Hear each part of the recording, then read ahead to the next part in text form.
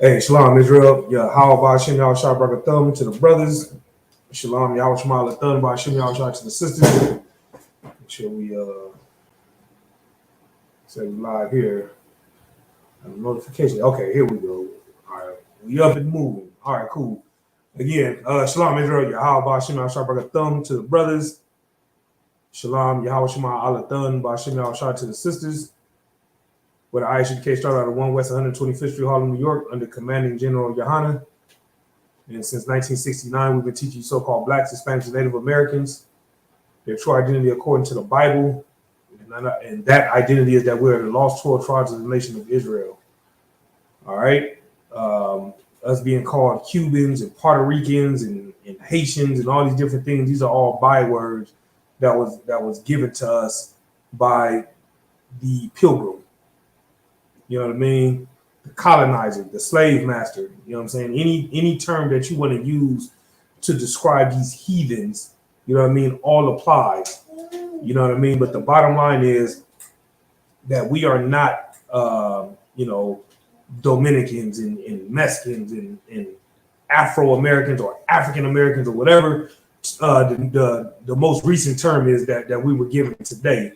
You know what I'm saying? We've been given all these different titles, you know what I'm saying, except Judah, Benjamin, and Levi.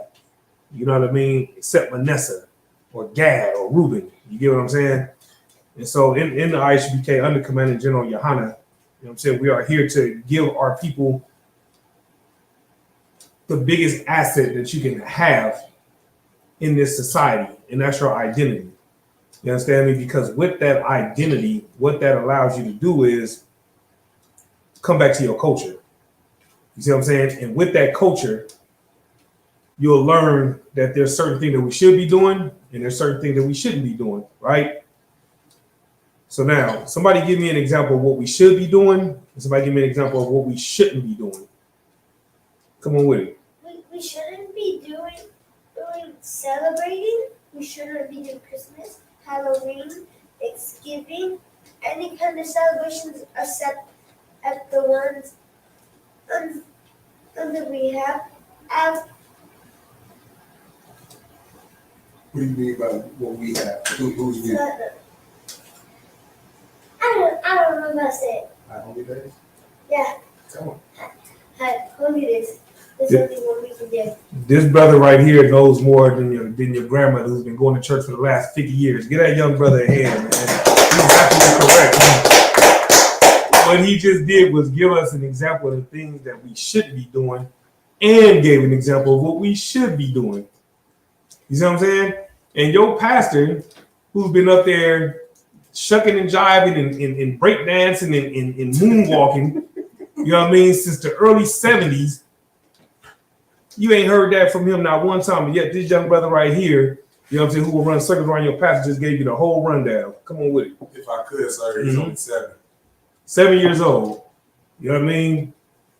Some of these preachers out here, you know what I'm saying, got neckties that's older than this young brother right here, and he still know more than them. You get what I'm saying? That's what the truth does, though. Knowing the truth and knowing your identity gives you that wisdom, knowledge, and understanding, and most importantly, the Holy Spirit. And what the Holy Spirit does is it gives you the courage to say, "I'm not doing that this year." You know what I mean? I know y'all used to us doing this, but we're not doing that anymore. You get what I'm saying? That's what the Holy Spirit does. It gives you the courage, gives you the spirit of the Most High. You know what I'm saying? To fight off your lust, to fight off your urges. You know what I mean? And to be the men and women that the Lord called you to be. You see what I'm saying? Because the thing about it is that us being who we're called to be will tear down this whole empire. You know what I mean? Y'all bear with me. I'm just sharing the classroom. Give me 1 second.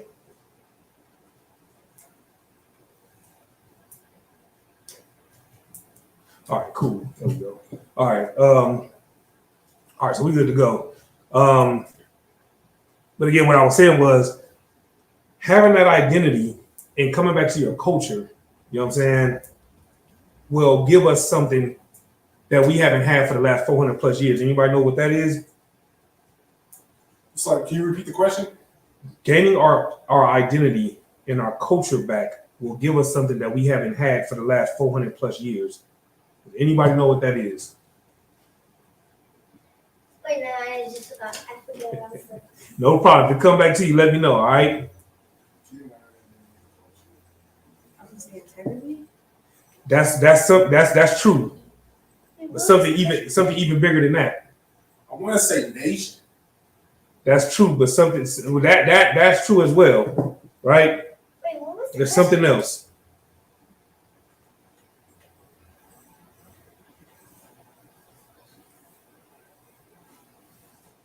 Once we gain our identity back and we come back to our culture, right? What is it that we will gain that we've been lacking for the last 400 plus years? The brother said law. Hey, my man, what's going on, Kabata?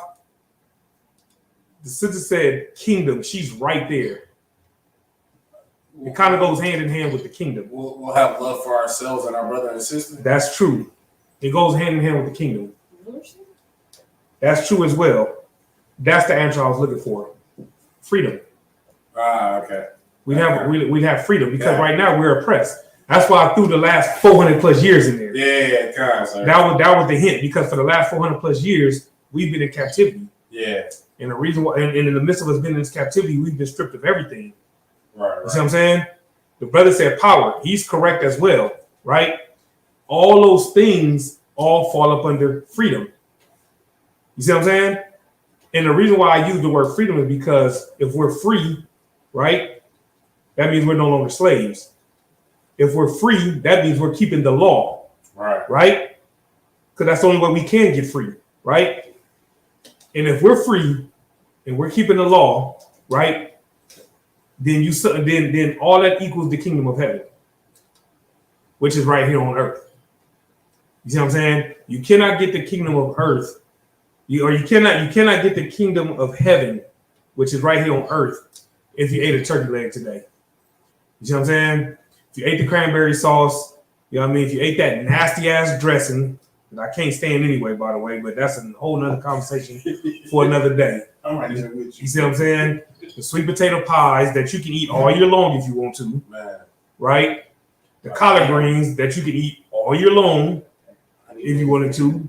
That honey glazed ham, which you cannot eat at all, but you chose. It's some people that don't eat pork, but today, because it's a special occasion, I'm gonna go in and eat this ham. Right. Because it's just not, this ain't regular ham, this that honey glazed ham. You know, this ain't your ordinary ham. You know what I mean? So I'm gonna go ahead, I'm gonna make this, okay, I'll go and eat some of your ham. Like you doing them a favor. Right. When in reality, they're actually mad that you eat something because that's less for them. You see what I'm saying? And so these things that we're doing are the things that's holding us back. These things that we love to do is why there was brothers arguing with a 12-shield general in the chat. We're not necessarily arguing, you know what I mean, but trying to say that what that brother was teaching was hate. When in reality, celebrating Thanksgiving is real hatred. No, facts. You see what I'm saying? And that's why I wanted to finish this topic about righteous hatred and why we should hate these other nations. And most importantly, we'll prove it with more scriptures because we went over a couple of them last week, but I got more. There's a couple other things I want to go into as well. But first, let's go in the room. What you got, brother? So I got two questions actually, right? Mm-hmm. So my first question is, would it be unlawful for us if we not necessarily say it's a holiday, but we make it an annual occasion? I guess we still say technically a holiday. Mm-hmm. If we started doing a little cookout on 9/11 every year, would that be unlawful for us to start that kind of a tradition? Yes, and the reason why I say yes, and I'll double check for clarity because the thing is though, because the Most High already gave us our high holy days and our feast days. You see what I'm saying? So if you want to you know what I'm saying, because when you do that, it's almost like you've created another holiday. Okay. You see what I'm saying? Yeah. When all our high holy days and feast days are right there in Leviticus, the 23rd chapter. Okay, so I guess maybe it's three questions then. So would that be any different than like celebrating like an anniversary with your spouse, with your ribs? You said, would that be any different? Because like, okay, so like if I were to do, let's say every year for 9/11, I'm always gonna barbecue. Right? Now, whether I make it a big thing to open it up to, the whole Las Vegas school or not, it's, hey, this is what I'm doing, but it's not, y'all can come through if you want to come grab a burger or whatever. What's the spirit behind it? I mean, the same spirit that they have for celebrating the death and destruction of the Gadites for Thanksgiving. Because, I mean, technically, isn't Thanksgiving almost... Now, I'm not saying that they have the same exact spirit, but isn't it a similar spirit to the spirit behind Passover? Similar, not identical, but it's got some similarities. Because it's the death and destruction that we're celebrating on Passover for the Egyptians. And then, and that's basically what they're doing for Thanksgiving is celebrating the death and destruction of the Gadites. So would it be wrong for me to celebrate the death and destruction of, not from 9/11? I understand what you're saying. I would word that differently. I wouldn't put Passover in the same context. You know what I mean? Because it's almost like it like, I'm not saying that you're saying that it's cool. No, right. You know what I mean? Like, I'm not saying that at all. But you just want to be careful how you word it, just because somebody that, that is unlearned will say, oh, so you're trying to say that they're one and the same?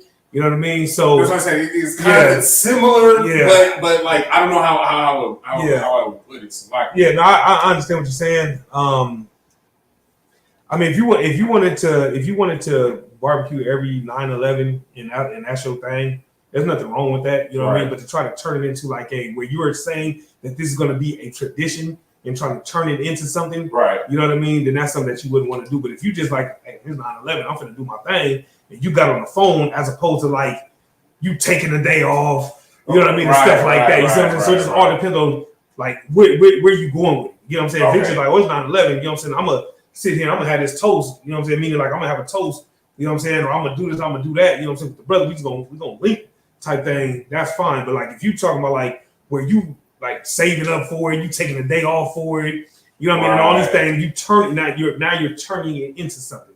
Right. You see what I'm saying? When in reality, just to be something that, oh, it's 9/11, I'm gonna go ahead and put my TV outside, fire up this grill, and do my thing. So if you want to do something like that, that's cool. But you don't want to, make it come off or make it appear as if it's some kind of ritual or tradition. So basically, could you basically say just don't make it into a Sabbath, basically? Exactly. You see what I'm saying? Like you don't want to make it something that's holy. You see what I'm saying? Something that's special. And that also applies to any like an anniversary or something like that. Yeah, anniversary. You don't make it a Sabbath. Yeah. You see what I'm saying? We're because on the anniversary we just come together, we function. Ain't nobody coming and kiss the ring and you know what I mean, just shower you with all this praise and love and you know what I mean, putting you on no pedestal or nothing like that. Right. It's just a fun. That's something between more time now between the husband and his wife. You know, it's not even a big old thing. It's just something that y'all doing. You know what I'm saying? No different than you know what I'm saying your 9/11 function. You know what I'm saying? Okay. Shemaiah, Slaki, my fault. Oh, Slaki, I was just gonna ask. But you answered it. It's about the holy day. Because I was just gonna say the reason we can't do that is because we cannot make it into its own like a special day, basically. Exactly. The only days that are special are the ones that are in the Bible. Right. Exactly. You're correct. Come on. And then my last question, sir, if I may, for Song of Solomon, chapter 1, verse 5. How do we know exactly that this is Solomon saying? Like, how would I break that down to say that this is actually Solomon saying after reading the first 4 verses of Song of Solomon? So basically 1 through 5. To the sister, would it be like in remembrance of a particular day? Give me some more context. What do you mean by that? And a little bit more clarity.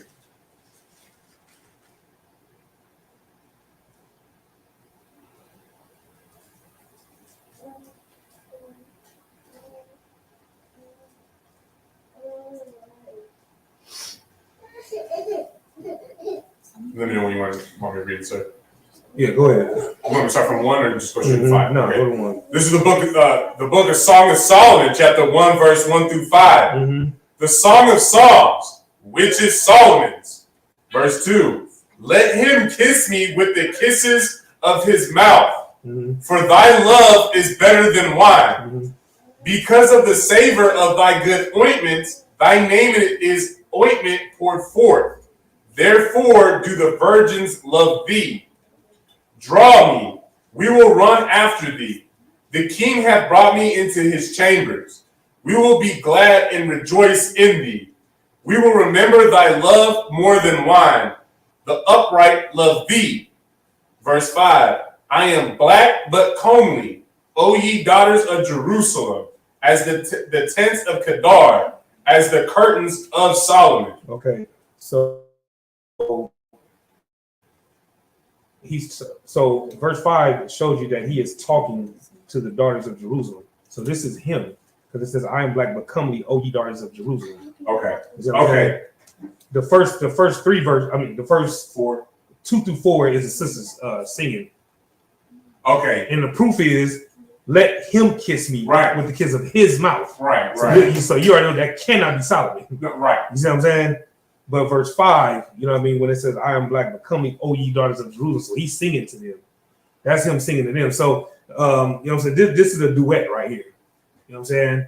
This is just like Peaches and Herb around this motherfucker. Like, you know what I'm saying? Ashford and Simpson. No, yeah. You know what I'm saying? Some things like that. You know what I mean? Who else?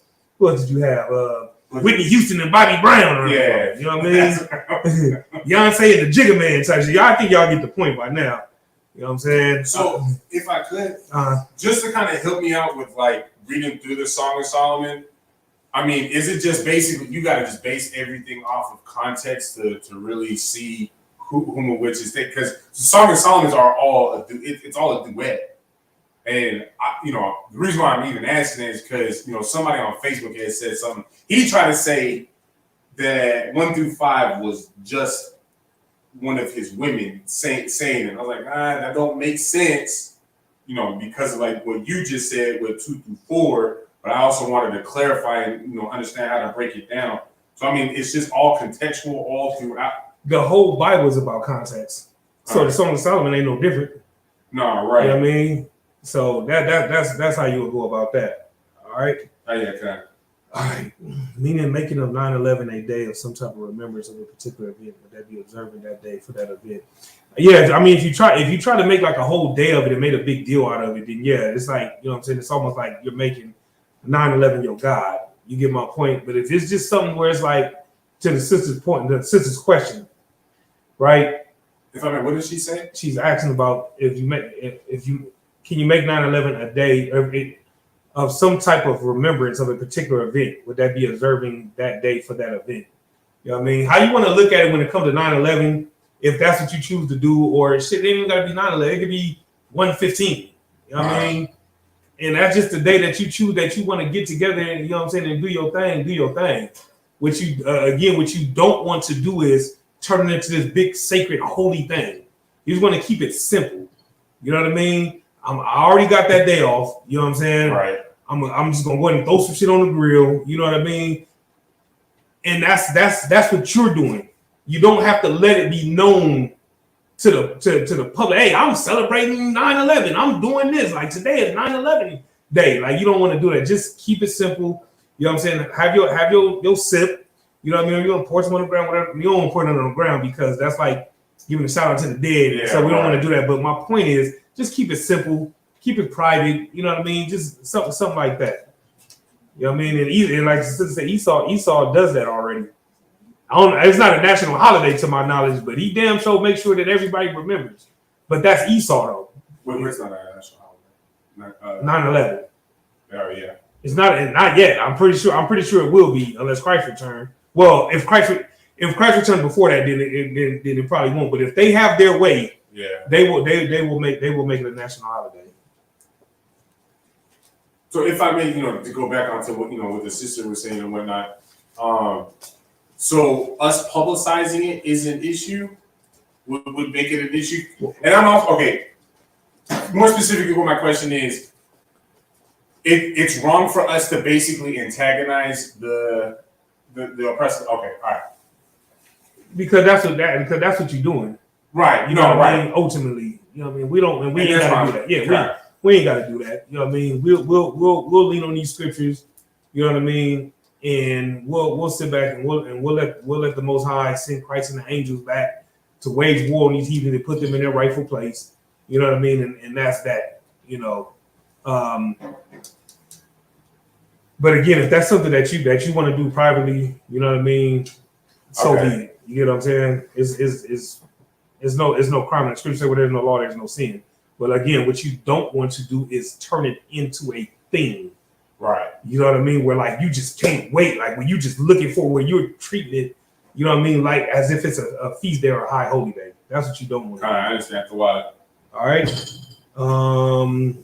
Any questions online? Again, I didn't mention this in the beginning like I normally do, but you can find us on Facebook, ISUPK Las Vegas. You can find us on YouTube, ISUPK Nevada. You know what I'm saying? And subscribe to the brothers out there in Arizona. You know what I'm saying? We're doing a multi-stream with those brothers. ISUPK Arizona on YouTube. All right.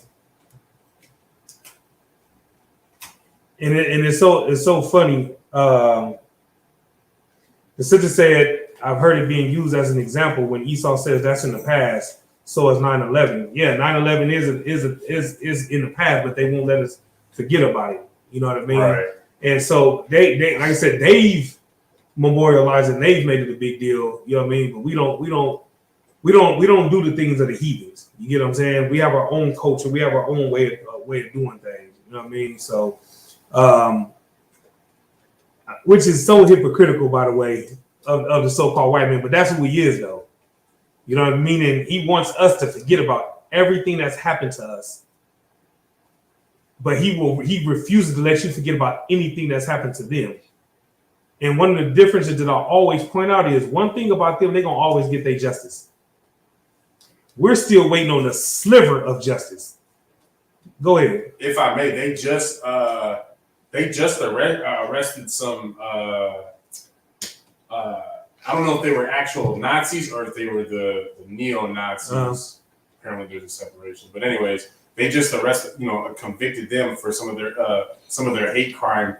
I believe they had what happened. I think they stole some coins or whatever, and they prosecuted them to the full extent of the law. My point exactly. And if I may, real quick as well, that was probably the first speedy trial I've ever seen in my life. So like, I don't doubt it for a second. So like, I don't doubt it for a second. And that's the thing, though. You know what I mean? Meanwhile, Trayvon Martin's murderer is walking free and getting paid for signing Skittles. You see what I'm saying? So, and that's just one example.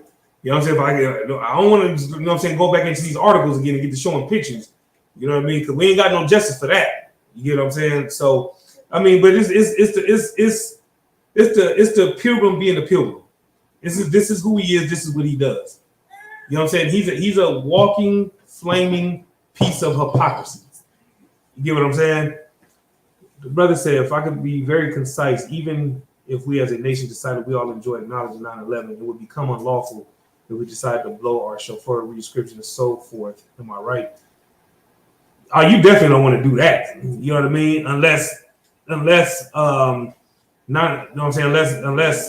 of our feast days or high holy days fell on 9/11, then it's all good. Outside of that, then you don't want to do that. You know what I mean? Because when we do that, right, when we blow the shofar, that right there is what we do when it comes to the high holy days and the feast days. So you definitely wouldn't want to do nothing like that. All right. Anything else? Because I refuse to turn this into a goddamn 9/11 class. Any other questions? Anybody online? All right. If anybody has any questions, you know what I'm saying, you can find us on Facebook, ISUPK Las Vegas. You can find us on YouTube, ISUPK Nevada, and you can also find us on YouTube as well. YouTube, ISUPK Arizona on YouTube as well. All right. It's something I wanted to get into before I started reading the scriptures pertaining to righteous hatred. Right. So for some of us, right, this Thanksgiving thing and not eating turkey and all that stuff. For some of us, we've been doing this for a while, right? And so what I like to say is, you know what I'm saying, we ain't new to this, we true to this, right? Right. But then there's some, you know what I'm saying, who's brand new to the get down. You know what I mean? This might be their very first time, you know what I'm saying no to Thanksgiving. You get my point? It's going to be their very first time saying no to Christmas and New Year's and all this other stuff that's around the corner, right? And so what I want to do is I want to go over a few scriptures, you know what I'm saying, to give any brothers and or sisters the strength that they need, you know what I'm saying,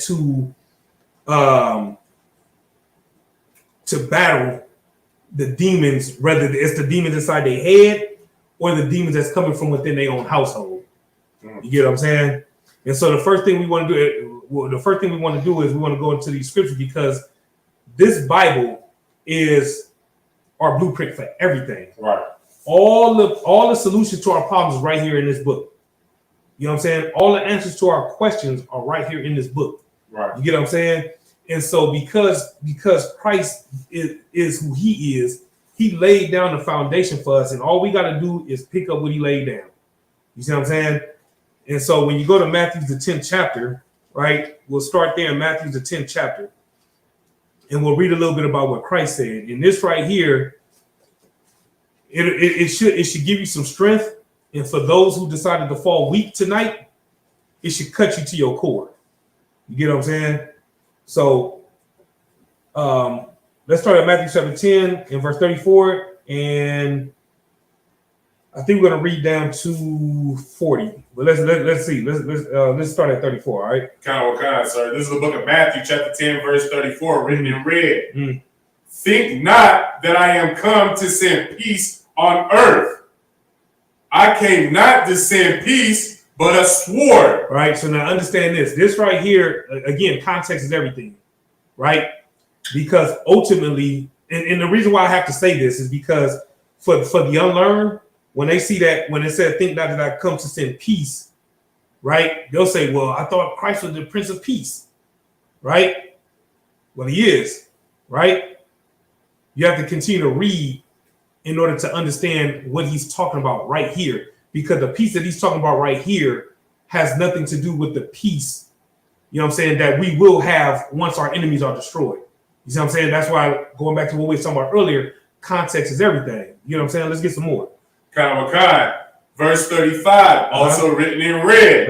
For I am come to set a man at variance against his father, and the daughter against her mother, and the daughter-in-law against her mother-in-law. So now stop. So now real quick, right? So this right here shows you the context. Right. How do you know that this shows you the context of 34? What can you use to show that what he's talking about in 34 is different than the peace on earth, you know what I'm saying, after he comes back and kills all our enemies? Wait, it's like, can you repeat that last part? How do you know, what can you use in 35 to prove that in 34 he's not contradicting himself when he's talking about the peace? The peace that he's talking about in this context is different than the peace that we'll have once he restores the rightful order. Oh, you want a precept? No. How do you prove that the peace in 34, right, has nothing to do with what's has nothing to do with the future prophecies? All right, slide, sir. The sister answered, but go ahead. Because he's coming to bring that sword. That sword is symbolism for war. All right, the sword is symbolism for war, and the fact that a man is coming up against that variance with his father is basically going to war. It's a spiritual war of principalities. Where like take for example, me and my father have are at war with a principality of Thanksgiving or Christmas. That's it. That's how you know. You want to add something? Oh, I was just gonna say the variance. That's it right there. All this Christ is on one accord tonight, huh? The sister said the same thing. And that's how you would sum it up because of the word variance against his father. Oh, variance is what you wanted? You see what I'm saying? But what you said is correct. But the proof is, he says in the very next verse, he says, for I am come to set a man at variance against his father. Right. Oh, okay, kind of. You see what I'm saying? So that peace that he's talking about on earth means that he is not coming to send peace between a father and his son, a mother and her daughter. You see what I'm saying? A mother-in-law against her daughter-in-law, so on and so forth. So this war that he's talking about is, like you said, a spiritual war. Right. In some cases, it might come to blows. You never know, depending on the spirit on those individuals. Man. That demon might be as big as a goddamn gorilla. You never know. Right. You know what I'm saying? If it is, it could go that way. You know what I mean? But in most cases, it's a spiritual war. And that's what this is talking about right here when it says, I came not to send peace. You know what I'm saying? This is not a peace. This is not for the faint of heart. You know what I'm saying? Because some people for the last 15, 20, 30 years have gone to Big Mama's house every year faithfully. Have bought that tree every year faithfully. Right. Has made the cranberry sauce. You know what I'm saying? Has made, whatever the case may be, and they've done this, and this person has been relied upon for the last however many years to do this. And then just like that, you out. Right. And so it's going to be such a shell shock because we've been indoctrinated with Christianity. We've been indoctrinated with the ways of America. And so because we've been so brainwashed with the ways of America, we think that not celebrating Thanksgiving is against America. Like it's the American way to celebrate Thanksgiving, to celebrate 4th of July. Like that's the American way. Like nigga, you are not American if you don't have a tree in your house. You know what I'm saying? You would add something to that? Actually, I had a question, if I may, sir. So when it says, and the daughter-in-law against her mother-in-law, so would that be an example where, like, my rib is, aligned with me to come against her, basically her mother-in-law, because her and I are on one accord? Boom.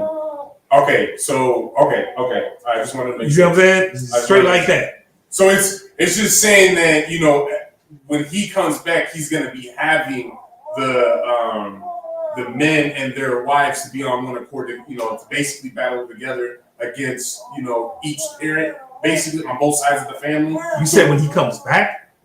When for what Yahushua, Slaggy, I did say when he comes back. Well, Yahushua came for, that variance that he came for when he, he was. Oh, right. When he was coming to teach this truth? Yes.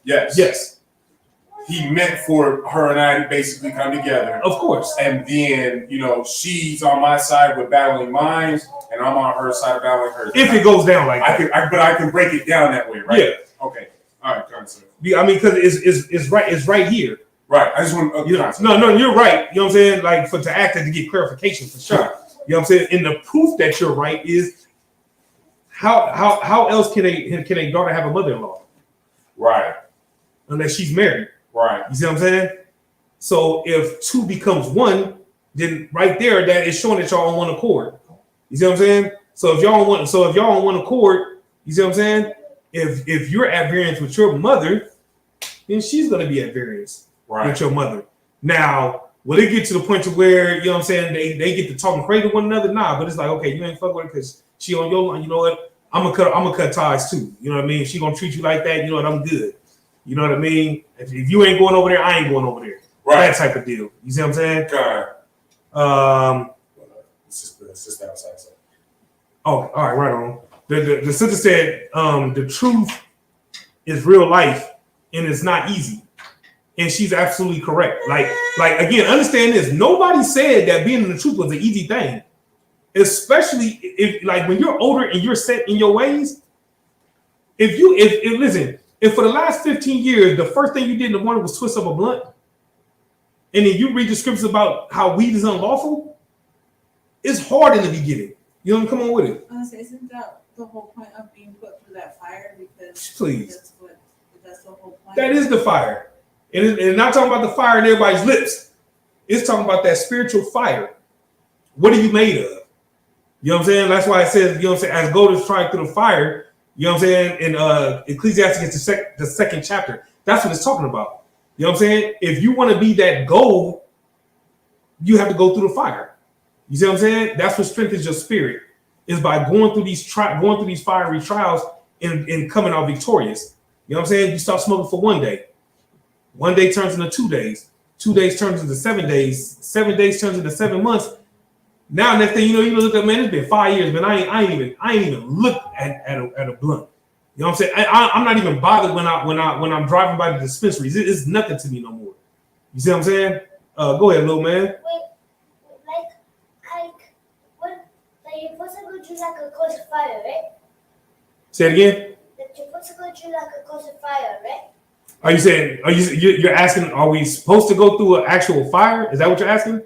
Yeah. I think that- No, it's not. It's not a literal fire. It's a figurative, like a figure of speech. Like a speech. Yeah, meaning like a metaphor. Meaning like, okay, it's an example, right? And the reason why fire is used, because what is fire? It gets hot, right? Yeah. That pressure that you feel from your family can feel like fire. Depending on how strong you are spiritually, if you don't have the strength, it'll give you anxiety. It'll give you a headache. Your blood pressure will skyrocket because you're worried about what your family is thinking. You're worried about what your family has to say. You see what I'm saying? You're worried about what your kids are gonna say. You're worried about how they gonna treat you. You see what I'm saying? And that can become stressful. And you know what I'm saying? You'll start to feel uncomfortable. Next thing you know, you'll find yourself sweating and everything. You're like, damn, what's going on? Ain't nobody turned up the heater. You see what I'm saying? But it's that pressure that you feel because you're going up against all these people that claim that they love you so much, that you say that you love and that you used to being around, and now it's like, you know what I'm saying? Like they looking at you like you're a whole different person. You see what I'm saying? Like the sister said, she said, or it's weird not to not celebrate. Like think about that. Somebody's calling you weird for not wanting to celebrate a holiday. Like if you just think about it, right? Like check this out, right? This is what I trip on, right? What you have to understand, what you have to understand is, right? Anyone that comes up against you for putting the weed down or putting the pork down or no longer being a gang member or a drug dealer, in reality, they want to see you fail. They want to see you do bad. It's the whole crabs in the barrel theory. You see what I'm saying? It's the old, you know what I'm saying? What's that? Misery loves company thing. You see what I'm saying? I liked you more when you was high. Because when you was high, nobody could pay attention to how high I was because you was always the highest nigga in the room. Nobody tripped on me being a whore because you was a bigger whore than I was. But now that you're not being a whore no more, you know what I'm saying? Now everybody's looking at me.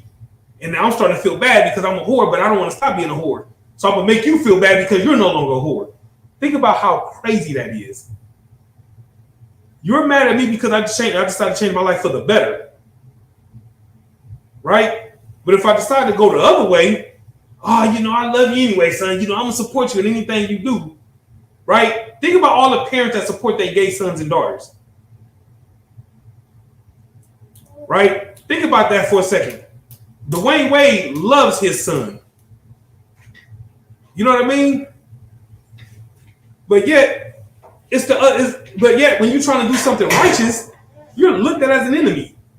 You see what I'm saying? And again, the reason why that is because,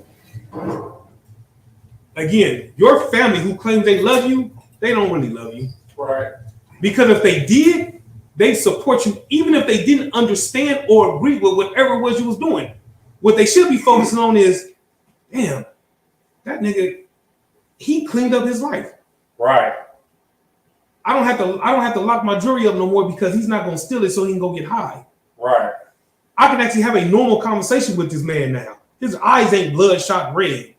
You know what I mean? He ain't coming over here to hide out from the police because he done hit another lick. You see what I'm saying? Right. That's how it should be. Whether you fully understand why the brother or sister is doing what he or she is doing or not is irrelevant. What you should be happy about is you no longer have to worry about your son being gunned down by the police doing a high-speed chase. You know what I'm saying? What you should be proud of is that your daughter won't wake up from a coma because she got gang raped because she was twerking at some goddamn strip club and teasing men or whatever the case may be. You should be proud of those things. You get what I'm saying? And it's just so weird because, we're so Americanized. We celebrate these holidays and don't even know what the history of these holidays is in the first place. Well, I do it because my mama did it. You know what I'm saying? And her mama did it. And her mama did it. So I'm just carrying on the tradition. So don't never one of y'all know why the hell y'all doing this. You putting up this tree in your house and you have no idea what this tree means. Right. But you finna spend money on a goddamn tree so you can have another mess to clean up. I don't know about y'all. I hated sweeping up them goddamn pine needle thing, whatever they called. That shit was annoying as hell. Man. I hated trying to pick that thing up and carry it upstairs. I'm getting all that tree stuff all on my hands all sticky. Yeah. You know what I mean? Like, I guess it's easy for them because they ain't the one that got to deal with it, I guess. You know what I mean? But for the kids, it was hell. You see what I'm saying? Did you want to add something? No, I was going to say, what you were saying was just so heavy because, that's something that I related, was the beginning of my father recognizing that I was actually serious about this truth where, I was staying with him when I first got into the school. And so, I had my daughter there, and I told him we're not doing no presents, we're not doing Christmas, we're not doing any of these holidays, and still wanted to do it, got her the gifts, still got her that, just did their part to show that, I don't care what you have to say. But then when you fast forward to today, because, me and mines, we held our ground. Now it's just, it's a simple question where they'll say, hey, are you going to be here this day? That way we can do our thing or whatever, keep it separate. Or, they're being more mindful of us. You know what I'm saying? And you can't get that mindfulness if you don't have any integrity. Right. You know what I'm saying? But in the very beginning, just for anybody, everybody that is watching, it's going to happen. That your family they gonna press the line because they want to really see where you are drawing the line because you just established a new front line. I just want to throw that in. So right. No, and that's a heavy point. It just goes to show you, you know what I'm saying, when you have that spirit on you, you know what I'm saying, you're gonna stand your ground and you're gonna maintain that integrity to the point to where now your family, whether they agree or not, they respect the game. Right. They still might think you're in a coat, but they respect the game. You know what I'm saying? You want to add something? Oh, I was just gonna say what you were saying about how they make it into like a family thing, Like for today, they're always so keen on the reason we're doing this is so we can come together as a family. But then it's like you never stop to think like what happened with all the people that lost their families and they don't get to spend time with their families, and you're spending. You know what I mean? But you want to sit there and spend time with family. I find it so hypocritical. Yeah, that's a heavy point. Go ahead. If I made to her point, because it's what you just said was so doggone heavy. Because majority, everybody says, like what she said. Oh, Thanksgiving. This is the time of year that we get to see each other. We get to actually come together or whatnot. Right? Like it's literally a slap in somebody's face that doesn't ever have that opportunity just to pop up on their family when you already have that opportunity. But you saying, nah, I'll be your boy for Thanksgiving. For what do they call it now? The new millennial shit. Friendsgiving. I think they call it Friendsgiving. Just to try to, pull off pressure off of our Gadite brothers and sisters. So once a year, I'll be your friend. But before the trend was once a year, I'll be your family type thing. Or just a holiday family member. Salakia. So, that was heavy, Shemai. Like the sister said, the only support on the right-hand side is the UPK. No, facts. You know what I'm saying? Because we are a family and we don't need a calendar. You know what I mean? In order for us to come together. Sure don't. And that's the thing, even for myself, right? So I have a cousin, right? He had Thanksgiving at his house a few years ago, right? And he invited everybody over to the house for Thanksgiving, right? Because it's all about getting the family together, right? Anybody want to take a guess how many times he's invited the family over since? And this was back in 2016. Anybody want to take a guess? So we're talking about 6 years since he invited everybody over for Thanksgiving because it's a family thing. Anybody want to guess how many times he's invited the family over since? Not a single time. How about none? You're absolutely right. None. Not once. But it's about the family. Right. So it's only about the family once every 6 years. Is that how it goes? Because he ain't invited nobody back over there since. You get what I'm saying? So it just goes to show you, you know what I mean, the hypocrisy when they try to come with the family angle. Because the thing about it is, like I said in a few classes before, if it was about the family angle, how come y'all just don't come together and say, hey, let's pick a date a few months down the line so we can get our bread together, you know what I'm saying, so we can get time off from our slaveries or whatever, and we'll just make a whole weekend of it. See, because it's about the family. You know what I'm saying? We can rent out a hotel, you know what I mean? We can all stay in the same, because we all coming from these different cities and everything, you know what I'm saying? And we can just come together like that, and we can make a whole weekend out of it. Right. You get what I'm saying?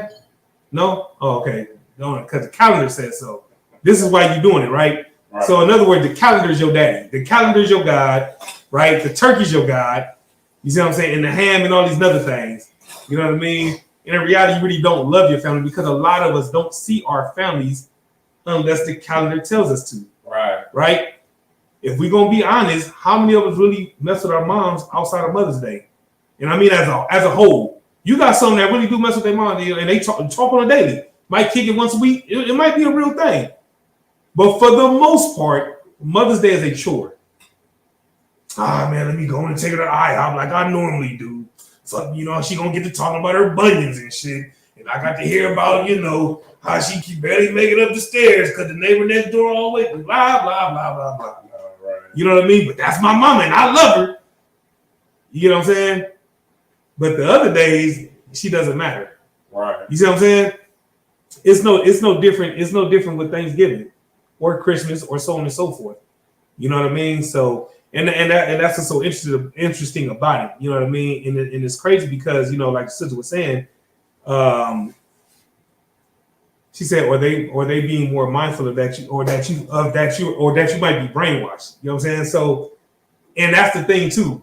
You no longer celebrating holidays. You got to be brainwashed because you don't want to celebrate holidays no more. It can't be. You know what? I did some reading. I did a little bit of research. And I found out, man, that Thanksgiving was about the celebration of the slaughtering of my North American Indian brothers, or so-called North American Indian brothers.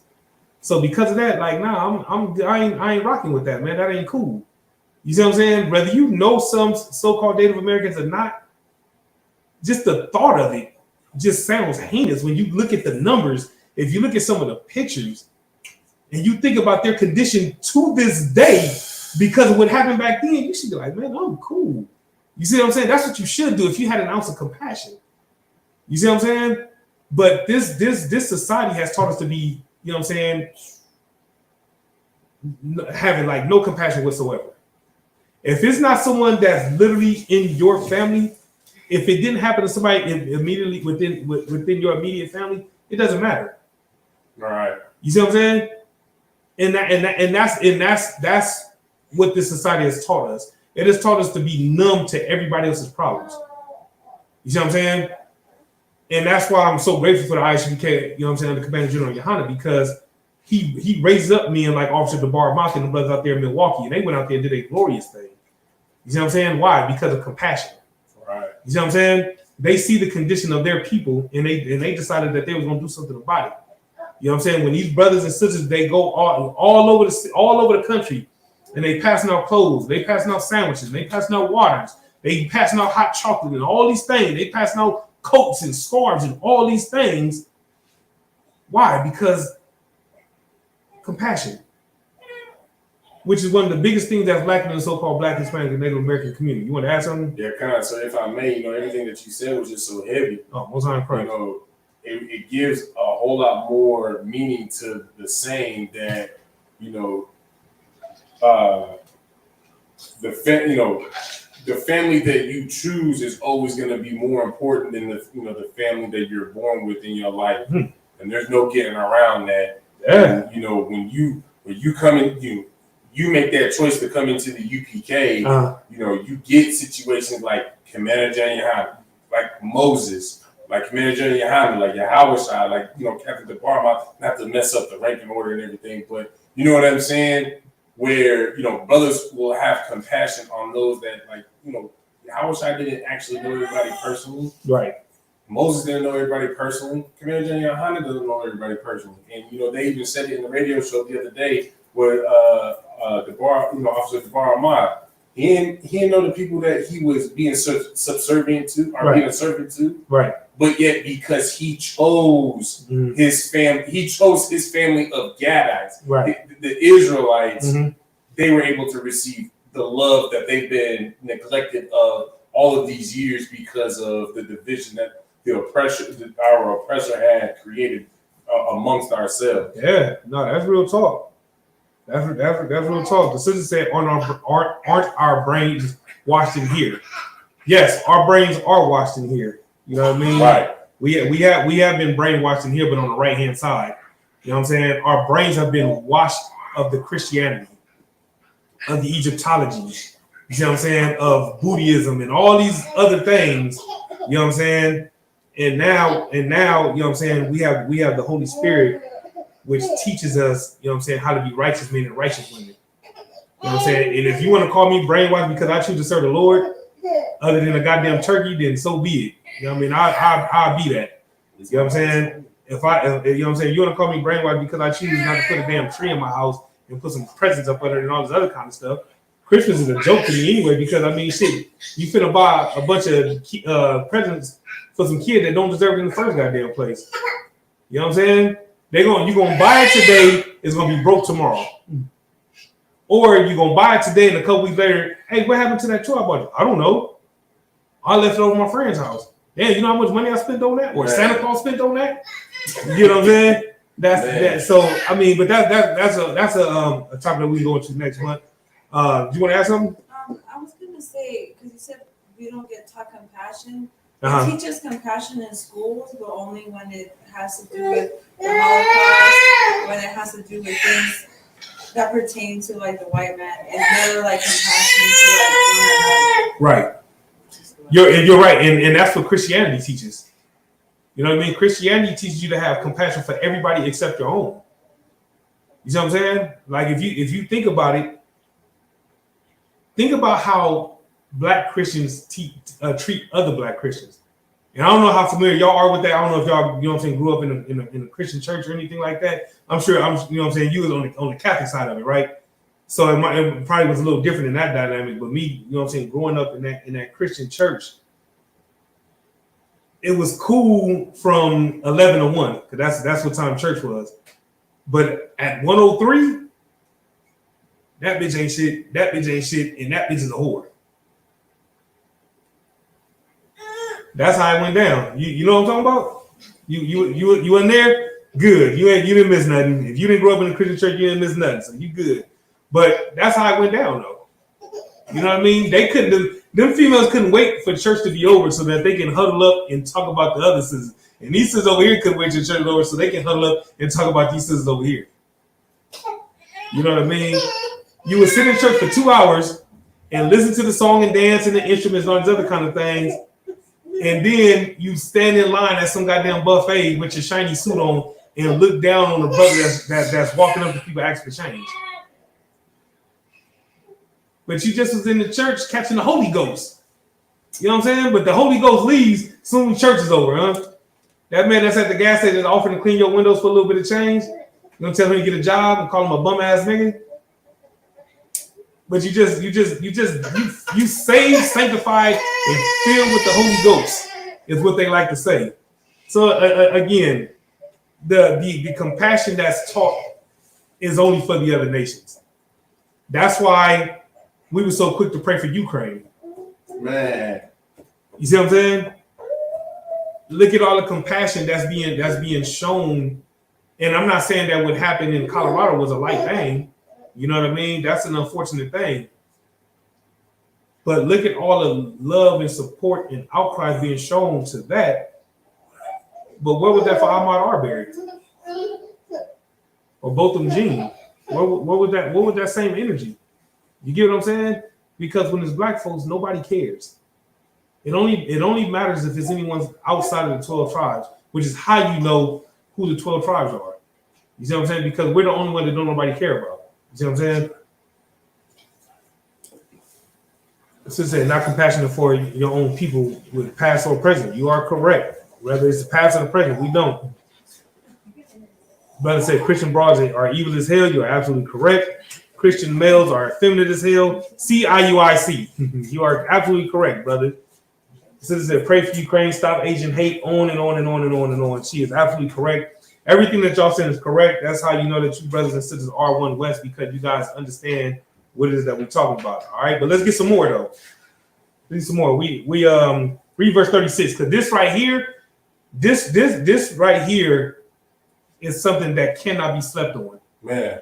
Read this part right here, please. The book of Matthew, chapter 10, verse 36, written in red. Mm-hmm. And a man's foes shall be they of his own household. Read it again. And a man's foes shall be they of his own household. The scripture says, and a man's foes shall be they of his own household.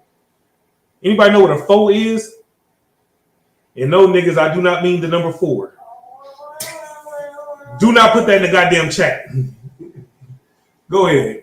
Enemy, opposition. Exactly, right? A man's foes, you know what I'm saying, or his enemies, you know what I'm saying, or what's the new thing today? Ops, right? That's the new thing, right? So that's what it's talking about. It says, and a man's foes shall be they of his own household. You know what I'm saying? Everybody that said enemy is correct, right? That's what it's talking about. And a man's enemies shall be they of his own household. Why is that part so important? Because like what you was bringing out earlier, or actually no, exactly what it says in verse 35. For I come to set a man at variance against his father, a daughter against her mother, and a daughter-in-law against her mother-in-law. That's the household. Everybody's going to be at odds with their family because it's a spiritual battle of principalities. And that's what we're seeing right now with us being the generation of children that, are coming back to the law, statutes, and commandments. We got to battle our own parents, our own family, because we're the ones who are, coming back, and they're the ones who want to stay rooted. Right. No, absolutely. Like the sister said, because everyone's going to come against you. You know what I mean? Everyone in your family is going to come against you. Everyone in your family is going to be at variance with you. Like you're a common criminal. That's what's so crazy. How do you get treated with more love as a drug dealer? Everybody know what you're doing, but yet everybody can't wait till you come to the house. You see what I'm saying? Everybody know that you pimping out here, and you got these little young girls out here selling their bodies, but niggas can't wait. You know what I'm saying? Till you come to the house. You get what I'm saying? Come on. If I may, the Chester molester of the family is going to get more love and respect than the brother who actually cleans up their life. Yeah, that's the thing. You know what I mean? They would rather see you struggling with cigarettes and struggling with alcohol, because again, what it does is, if you're still struggling with alcohol, it's good for them because the microscope will be on you and not on them. Right.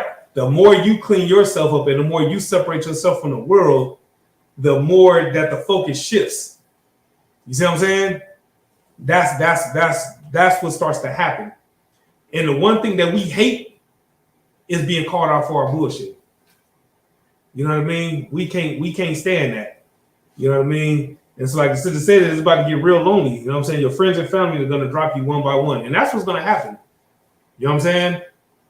But the good thing about it is, when you come in here, you gain a brand new family. You gain brand new friends. And these friends and these family members will not drop you. Right. You know what I'm saying? They will not leave you. You know what I mean? Because, you know what I'm saying, one faith, one spirit, one baptism. You know what I'm saying? We all are on one accord. We all serve the Most High. We all follow Christ. And so because we all follow Christ, we all serve the Most High in Christ. You know what I'm saying? We're going to be there for one another when that family member calls and says, you know what I'm saying, well, if you ain't coming over for Thanksgiving, don't call me no more. I'm gonna block you. You know what I'm saying? We're not gonna be friends on Facebook no more, or whatever the case may be. That's okay. I gained a whole bunch of others. You see what I'm saying? That's the beauty of being in here. You're not even tripping. It's not on some, you know what I'm saying? I don't like my family members no more. Nothing like that. They ain't even on that. Right. You don't wish nothing bad on them. Right. But you just ain't tripping no more.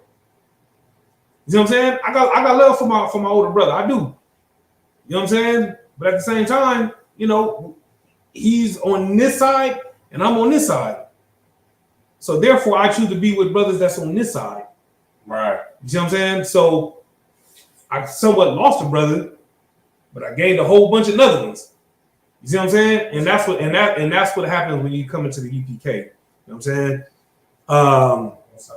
Let's get some more. God, sir. Verse 37. Mm-hmm. He that loveth father or mother more than me is not worthy of me. And he that loveth son or daughter more than me is not worthy of me. This part right here is very important as well. You see what I'm saying? Because a lot of us think that, you know, that's my mom though. That's my dad. You know what I mean? So I don't want to do anything to hurt them, right? How you not coming over for Thanksgiving? How's that hurt them? You see what I'm saying? By you no longer eating shrimp, pork, crab, and lobster, you no longer have high blood pressure or diabetes. So that means there's a chance that you might be around a lot longer. You see what I'm saying? Which is what they want, right? I mean, at least I think so. Right. Your family members should want you to live as long as you possibly can. Right. And even if you take the law out of it, everybody knows by now shrimp, pork, crab, and lobster is bad for you. Despite what the commercials will tell you. Because Red Lobster, they make them commercials to the point where it's like, after you finish watching that commercial, you will go on your phone and try to find the closest Red Lobster to you. Mm-hmm. You see what I'm saying? Or whatever unlawful place you can think of. Right? Like if you think about it, there's not a burger commercial that they show on TV without some bacon on it. Man. And they make that burger look like it's the best burger that you will ever have in your entire life. And it'll make you want one. You could be sitting there, you're not even tripping. You doing your thing. You might be, you know what I'm saying, writing some notes or, you know what I'm saying, balancing your checkbook or whatever the case may be. You cold chilling, right? And then every time, whatever show you watch to go to commercial break, there's a commercial about this bacon double cheeseburger with extra bacon. You know what I mean? Or this bacon flavored bacon burger. You see what I'm saying? Bacon wrapped in bacon. Yeah, exactly. You see what I'm saying? And so you hear so many times where it's like, you get to smelling it, and there ain't even no bacon in your goddamn house. Right. But because of the commercial, you're like, damn, that shit smells good. You get to looking around and shit, and you want to know what restaurant is that? What fast food chain is that? You get my point? And that's what starts to happen. You know what I mean? Like the sister said, unlawful foods are looked at as delicacies. And that's when I talk about brainwashing, that's the brainwashing of the oppressor. He'll make you believe that something that's bad for you is actually good for you. But if you just do a little bit of research, you'll find out just how dirty and filthy pigs are. You'll find out how dirty and filthy shrimp is. You know what I'm saying? Shrimp is considered what, the roach of the sea? But yeah, how many of you niggas eat roaches? Y'all love this shrimp, and y'all love going to the fish market. Y'all love getting that shrimp, or you know what I'm saying. Y'all love going to whatever seafood place has the all-you-can-eat shrimp. But why not get that roach from behind your refrigerator? Because I know you got a couple, right? Because you eat pork, and roaches love pork. You see what I'm saying? And so because you got a few behind your refrigerator, why not go ahead and get that broom, tilt that refrigerator to the side a little bit, go and get that broom, sweep it up, right? Get you some of that good old cornmeal, you understand, or some fish fries, something like that, and hit it with some seasoning, put some of that Cajun seasoning on it, some of that jerk sauce or whatever the case may be, and dump that shit in some batter and get it cracking. Now somebody wondering, oh, that's disgusting. Oh, you nasty. What the hell wrong with you?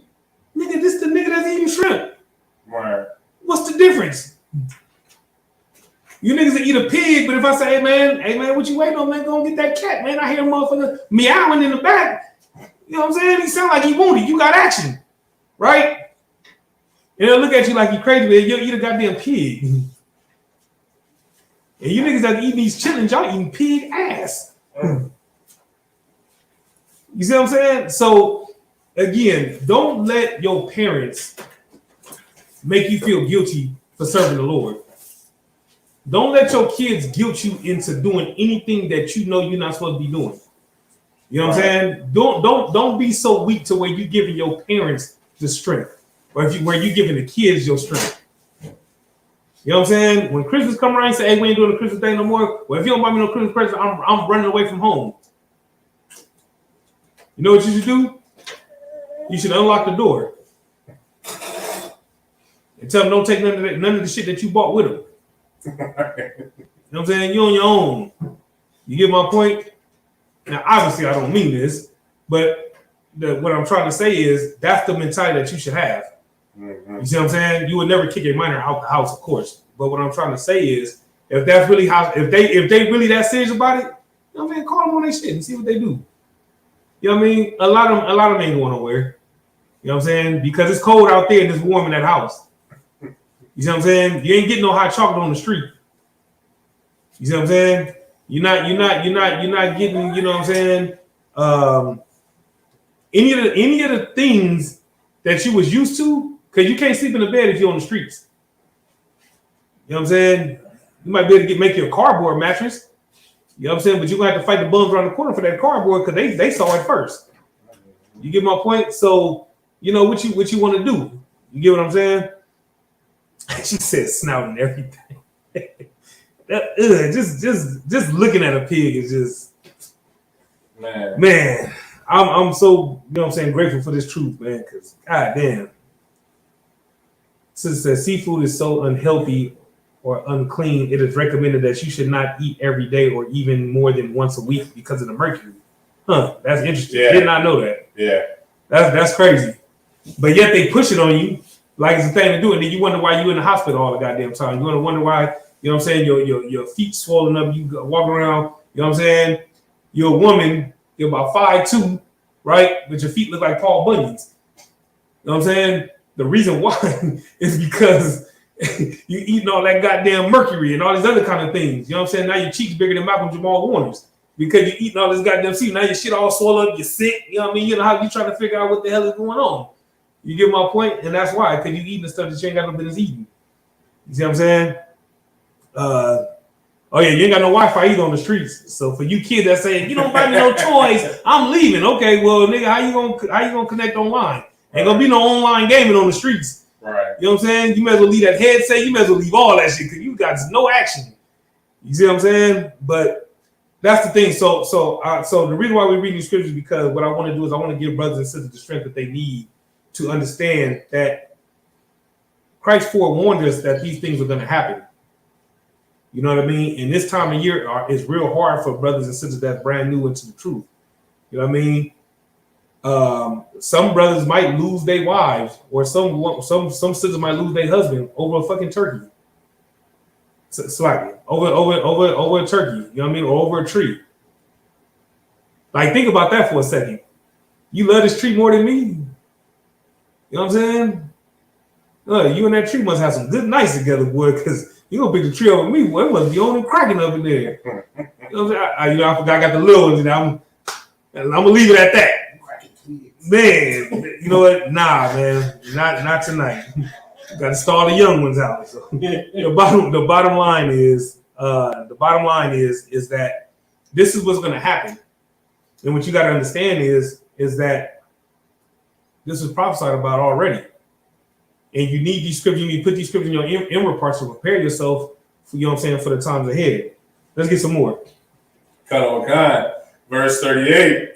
And he that taketh not his cross and followeth after me is not worthy of me. Is not worthy of me, right? Meaning this.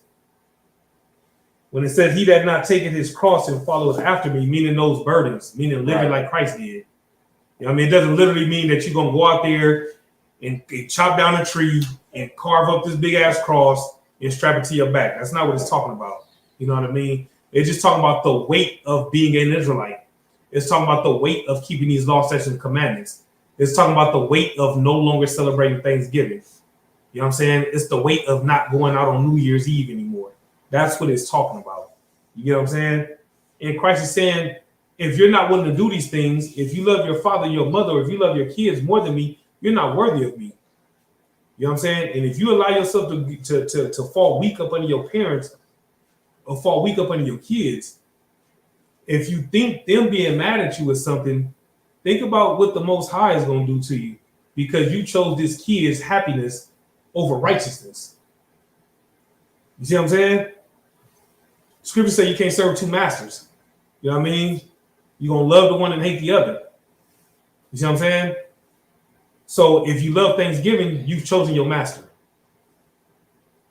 And you're a traitor in the eyes of the Most High. and you're a traitor to those so-called Native American brothers and sisters. You know what I'm saying? From Captain Soccer Ward, you know what I'm saying? Officer Thabawan, Officer Shalimar, Officer Bakar, who else? Officer Karyash, you know what I'm saying? Officer Madara, you know what I mean? So like if I'm not really going in rank order, but y'all get the point though. These are all so-called Native American brothers. You know what I'm saying? That I got a lot of love for. Because of my love for those brothers, you know what I'm saying, is why I could never rock with Thanksgiving ever again. You see what I'm saying? And every brother and sister, you know what I'm saying, that's coming in here should have that same mentality.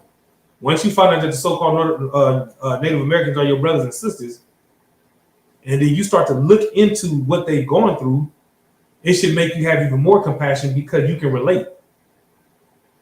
You see what I'm saying? We have that in common. You know what I'm saying? Destruction at the hands of our enemies. And then you'll start to come to the realization like, damn, man, that's not my enemy. That's my brother. That's my sister. You know what I'm saying? We need to come together instead of being separate. You get my point? And so Christ is saying, if you're not willing to do these things, you're not worthy of me. You know what I'm saying? And you do not want to be an enemy of Christ. You see what I'm saying? Because again, if you think the fire that you're getting from your family is bad, if the Most High turns his back on you, you're gonna see what real fire feels like. You see what I'm saying? Like you willing to sell your soul over a holiday. You see what I'm saying? Like you can have turkey. A lot of niggas don't even like turkey until today. You see what I'm saying? Like how many? Like real talk.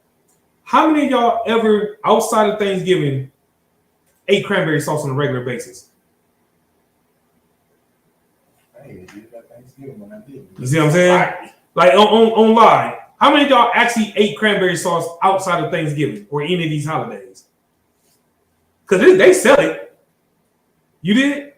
For real? Well, Capriati's has it in their sandwiches. Not what I was talking about, but go ahead. Yeah, she ain't been in Capriati in the 2 years we been together, so it's a lot. Not what I was talking about, but right on. I meant, you know what, never mind. We'll just keep it pushing. Hell no. Let's get some more. Good, sir. Verse 39. He that findeth his life shall lose it. And he that loseth his life for my sake shall find it. You see what I'm saying? You have to lose the old life to find the new life. You see what I'm saying?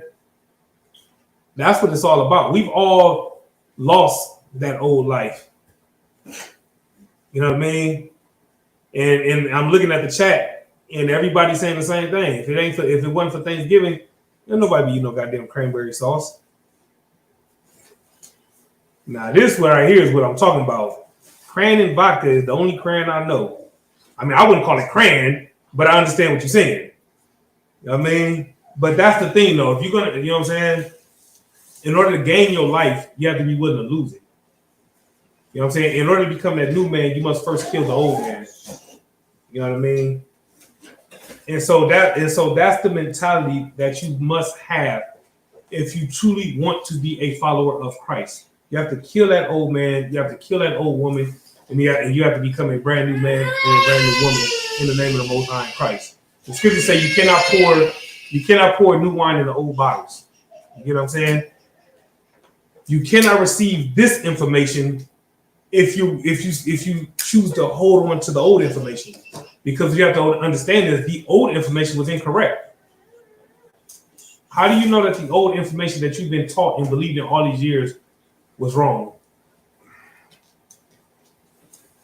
ISUPK showing what the truth of the Bible really is. That's true. Even a little deeper though. Nobody actually follows what they say their belief is in the first place. That's true as well. That's also true. You want to add something? For time's sake, I'll give it to y'all. All right. All these different religions and all these different quote unquote movements, and we're just in the same condition that we was in 400 years ago. What's changed other than the religion? You know what I'm saying? The so-called leaders have changed. You know what I'm saying? But they're all talking the same thing. And where have we gotten? We're in the same place now that we was when they so-called freed us. You see what I'm saying? Ain't nothing changed but the date. You get my point? And like I said, our condition tells us that it's wrong. Our current condition, the fact that we're still under the curses of Deuteronomy 28th chapter lets you know that everything that we're doing is wrong. Meaning everything outside of here. Let me make sure I say it like that. All right. Let me get a. Verse 40, sir. No, it's good. We can leave it there. What I do want is give me Jeremiah 2:33 real quick. 2:33. Yeah, give me Jeremiah 2:33, and then we'll drop this. I got about 30 minutes left. You know what I'm saying? We'll get some more scriptures about righteous hatred because hatred is in the Bible, and what we have to understand is there's a difference between hating and treating someone with hate. You get my point? But let's get Jeremiah 2:33 real quick. All right. This is the book of Jeremiah, chapter 2, verse 33. Why trimmest thou thy way to seek love? Read it again. Why trimmest thou thy way to seek love? One more time.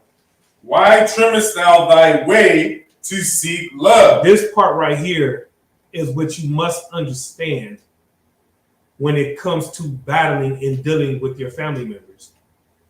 Right? Friends, family, whoever. Right? In order for them to love you, you got to come over on Thanksgiving. They're willing to cut you off, you know what I mean, because of the 4th of July, you know what I mean, or Christmas or any holiday. It don't even have to be a holiday. It could be a birthday party. You're not coming. You're not coming. I'm turning 40 this year, and you're not coming to my party. You only turn 40 once, and you my best friend, and you're supposed to be there. And they get to hit you with all this guilt, even though you know in your spirit that birthdays are unlawful.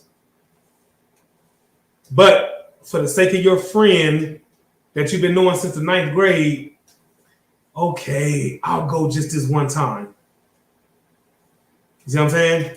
You just trimmed your ways to seek love. Come on with it. But to your birthday point, your master, your plantation master said that you can't go. Now we understand. Now I'm understanding that, the master said you can't come over to my place and celebrate my day. I forgive you. Yeah. If I just simply say, I don't practice that no more, like, I'm giving up on it, and this is, and this is the research, this is the reason why it's nah, man, you ain't my friend no more. Yeah. And that's the mentality that you have to develop. If you're gonna serve the Most High, you know what I'm saying, you're gonna have to cut some people off. Right. And I don't mean cut them off as far as like fight them or nothing like that, or talk crazy to them or none of that. You know what I mean? The reality of it is that some of us have relatives or friends or so-called friends that, because we have a lot of love for them, they have a strong influence over us. And if we're not strong enough spiritually, you know what I'm saying, we'll let them gas us up and do some shit. And then we got to live with the fact that we let them play us. You see what I'm saying? And that's what the scripture is talking about. You let your kids guilt trip you into doing one last Christmas, right? And fuck around and forget to put some water in that tree, and now the whole house didn't burn down because you chose to trim your way to seek love. You see what I'm saying? You didn't burn down the whole house. That's the judgment from the Lord. So all them presents, all that money that you spent is all up in smoke. I ain't talking about that Cheech and Chong up in smoke. You know what I'm saying? I'm talking about you have to call the insurance company. You know what I mean? And they're going to find you at fault, and you're not going to even get your insurance money. But it's for the kids, though. My kids, they don't do that. Don't under any circumstance are you ever supposed to trim your way to seek love. And we just read it. You know what I'm saying? Did you want to ask him that? All right? You had your hand up? Oh, no, answer. It's like, did you want the rest of 33? No. Okay. No, that right there, the point. The second part is going into something else. You see what I'm saying? But the first part in which you want to focus on for this particular subject that we're talking about, you know what I'm saying, is actually why trim your way to seek love. You know what I'm saying? How would you say that today? What's another way of saying trimming your ways? Oh, for trimming your ways? Mm-hmm. Oh, I mean, why you switching up on me? That's the way. Some of the little heavier, some that's real. Well, I don't know if it's still said today, but something that was said a lot amongst us. You know what I'm saying? When somebody went against the grain. Not that kind of stuff. I was just gonna say, God, like for me, that'd be just compromising. That's true. That's it. Selling out. Yeah. He sold out. You see what I'm saying? I don't understand that term. I don't see how that would be selling out. If you know birthdays is unlawful, Right. right? And yeah, you go to that birthday. Oh no, sliding. Selling out. I mixed it up. Slide. So that's how you would say it today, though. You know what I mean? Yeah. He's a sellout. You know what I mean? If you sit there and you talk all that shit about white women, and then you end up getting with a white woman, then you just sold out. Right. What you got, little man? Wait, like, I have a question. Like, you're saying about when you like marry with a white when you like marry a white girl, right? Uh-huh. I thought you were saying like when you're like you're dating a white person. Yeah, if you date a white person, you selling out. Why is dating a white woman selling out? Because they're lawful. Give his brother a hand, man. This 7-year-old, that's a bad brother right here, man. He gonna be taking my seat in a minute. You know what I mean? Give his brother like a few more months, man. He gonna be running the whole goddamn class. You know what I mean? The sister said, compromise what you believe in. You know what I'm saying? To have love from those you love, and that's the thing though. When you're supposed to be setting out for Christ, that's that. If you're gonna sell out for the Most High. You know what I mean? Sell out for these law, statutes, and commandments. That's what you should be doing. You know what I mean? Because that right there, the reward for that is way more greater than any reward that you can receive from man. You get what I'm saying? So if anyone has any questions or comments on what we just covered, you know what I'm saying, you can type it in now. If not, we're gonna go ahead and finish up from last week. All right. I just wanted to speak on that a little bit, man, for the brothers and sisters, because I know for those that's brand new, you know what I'm saying, these are hard times. You know what I mean? But in reality, you should look at it the other way though. Because think about all the money that you're saving, not having to buy Christmas presents or not having to buy a tree, right? Or whatever else you do during Christmas. Like I actually stopped celebrating Christmas before I even came into the school. So it's been years. You know what I mean? I would do the sales, you know what I'm saying, to save some money. But my kids would get the stuff the day that we got the stuff. It didn't get wrapped up or nothing like that. It was like, hey, what you want? Okay. You know what I'm saying? We're going to get what we can afford, and that's that. And we bring it back, and there it is. You know what I'm saying? And so that's how we did it. You know what I mean? So, but when you think about it, right? When you think about if you were the one that had Thanksgiving at your house every year, think about all the cleaning you don't have to do. Mm. Think about all them dishes you ain't got to wash. Unless you the type that like washing dishes. Lord be with you. Me, myself, I can't stand dishes, man. Dixie is my best friend. Understand me? Tupperware and all that shit. No, Tupperware you got to wash. Never mind. Tupperware ain't my friend. But Dixie and whatever the other shit is called, Johnson & Johnson and all that old shit. Hefty, I think. Yeah, hefty cinch sack. All that old shit. Yeah, them my partners right there. I rocks with them. You know what I mean? The shit that say China on the back, made in China, no, we don't like that. Because them got to be washed. You know what I mean? What's the box with all the plastic shit? Them is my partners right there. Whoever makes the plastic forks. You know why? You just throw them in the trash. You ain't got to wash them. You know what I'm saying? It's my friends. You know, the knives, like, you got to wash that stuff. You know what I'm saying? The plastic, you just throw it in the trash. It ain't no thing. You know what I mean? But you got dishes, you got to buy, what's that stuff? What's the name of that stuff? Dawn, and, you know, you got to get rid of the soap scum and all that nonsense. Nobody got time for all that. You know what I mean? So if you don't celebrate Thanksgiving, you know what I'm saying? You ain't cooking no more. You get to save all your nice little pots and pans and all that kind of stuff. You ain't got to worry about nobody coming over, putting a dent in your couch. You know what I mean? Because they done had too much turkey. You know what I'm saying? You ain't got to worry about somebody getting drunk and tipsy and fighting and breaking your silverware and all your nice stuff and somebody stealing your CDs and all that. You ain't got to worry about none of that stuff no more. It's a beautiful thing, man. I'm trying to tell you. You see what I'm saying? So you save money, you know what I'm saying? You save all the headaches, you save all that nonsense. So instead of looking at it like, oh man, my people's gonna be mad at me, they're not messing with me no more, whatever. Look at this shit. That's fewer trifling ass niggas I gotta feed. Look at it like that. You know what I'm saying? Go to McDonald's, go get you a Big Mac. You know what I'm saying? No onions, extra pickles, and go about your business. Or Taco Bell, whatever you choose. Hey, ain't no thing. You know what I mean? But it's better. You know what I'm saying? It'll taste so much better than that turkey that you would have ate because you probably was gonna choke off that damn turkey anyway. Solo cups. That's what it was. Thank you. That's the name of the Solo cups, man. I think that's what that is right there. Solo cups. The sister said it's such a burden that's lifted for real. Yeah, man. I'm trying to tell y'all, man. Leave these damn holidays alone. You know what I mean? These high holy days are so much less of a headache. I'm trying to tell you. Come on with it. And I was just gonna say that people that are newer to the truth, that they should find comfort in knowing that they're not the only ones that have to go through like family separating from them because of you're not celebrating their turkey Thanksgiving.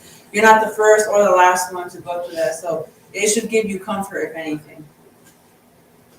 You are absolutely correct. And that's the thing. That's the beautiful part about being in here. You can pick up the phone and call somebody, and they'll tell you some things. You be like, damn, I thought I had it bad. Man, that's messed up. Ain't you had to go through all that? Then over a birthday party? Damn, that's crazy. You see what I'm saying? And after y'all get to talking and everything, once you get off the phone, you'll forget that, you know what I'm saying, your mom's just mad at you, that your favorite cousin ain't talking to you no more. You ain't worried about that stuff no more. You know what I'm saying? You lost one, but you gained one. Look at it like that. You know what I'm saying? So that's it on that, all right? What we leave off at last week? I think we finished off at Psalms 139, I think. Let me double check. You see something?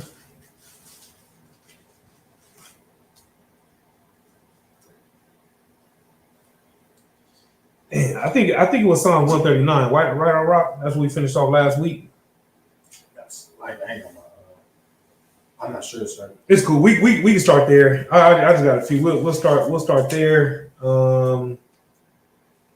Yeah, let's start right there. Let me get Psalms 139 and 21. God, sir. This is the book of Psalms, chapter 139, verse 21. Mm-hmm. Do not I hate them, O Lord, that hate thee? Mm-hmm. And am I not grieved with those that rise up against thee? Uh-huh. I hate them with perfect hatred. Mm-hmm. I count them mine enemies. You see what I'm saying? This is King David, right? This is King David who the scriptures call a man after the Most High's own heart. And he said, do not I hate them, O Lord, that hate thee. You see what I'm saying? And so what this is letting you know is hate is in the Bible.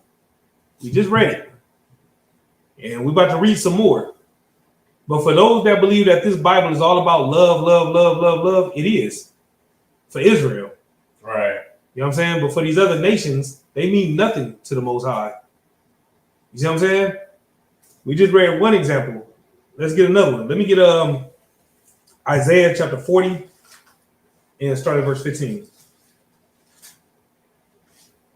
God, this is the book of Isaiah, chapter 40, verse 15. Behold, the nations are as a drop of a bucket. Read it again.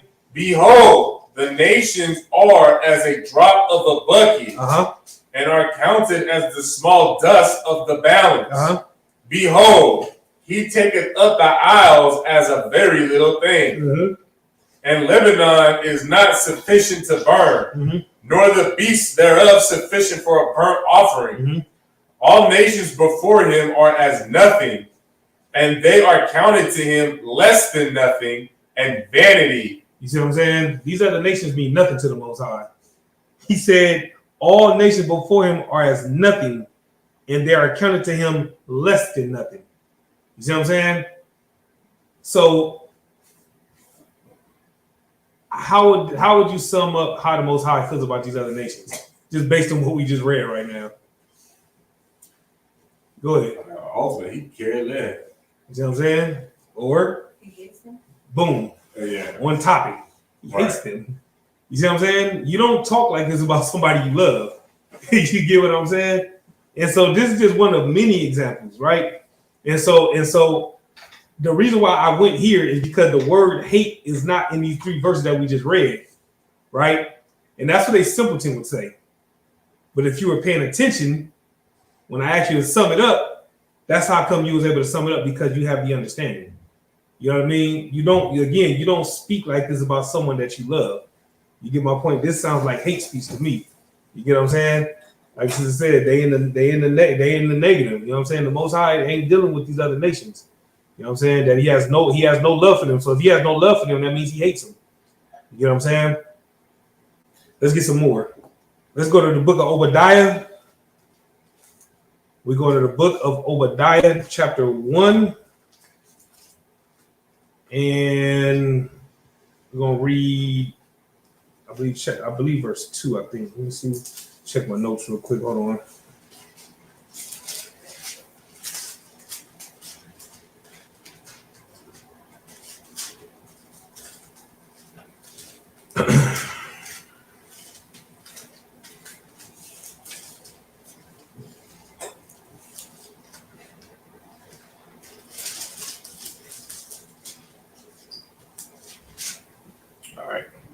All right, so this is the book of Obadiah, chapter 1 and verse 2.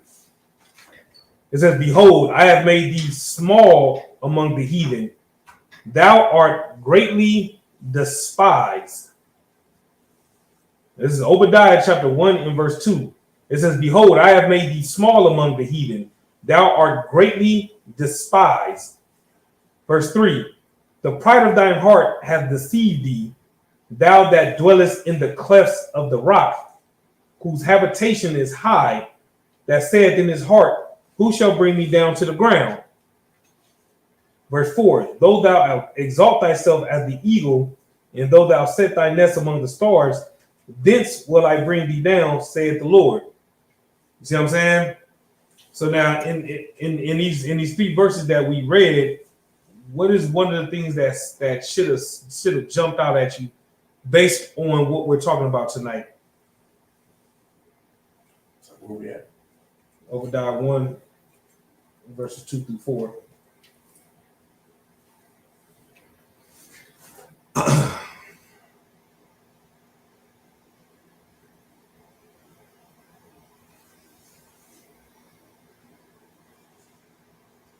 I would say how you talked about how they're greatly despised. That's it right there. This is good. Give her a hand. That's correct.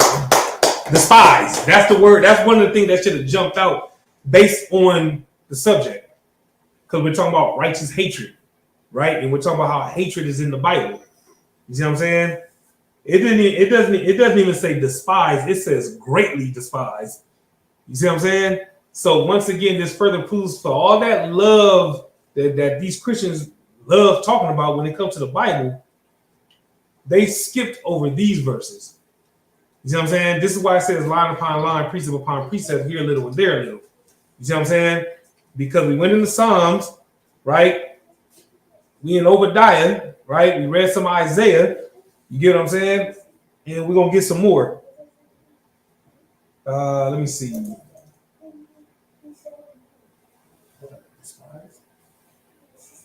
Where are we gonna go from here? Drop down to verse 8. Kalawakai, the book of Obadiah, chapter 1, verse 8. "Shall I not in that day, saith the Lord, even destroy the wise men out of Edom, and understanding out of the mount of Esau? And thy mighty men, O Teman, shall be dismayed to the end that every one of the mount of Esau may be cut off by slaughter." May be cut off by what? By slaughter. Verse 10, "For thy violence against thy brother Jacob, shame shall cover thee, and thou shalt be cut off forever." You see what I'm saying? So just when you read that right there, we don't see the word hate in these next 3 verses that we just read, but it don't sound like anything pertaining to love either, though. Right. You see what I'm saying? If you understand what it is that he's saying, that's why when we go to Revelation 13th chapter, you know what I'm saying, where it says, he that had an ear, let him hear. You see what I'm saying? Because you really have to listen, you really have to pay attention, you really have to have the understanding in order to pick up what's being laid down right here.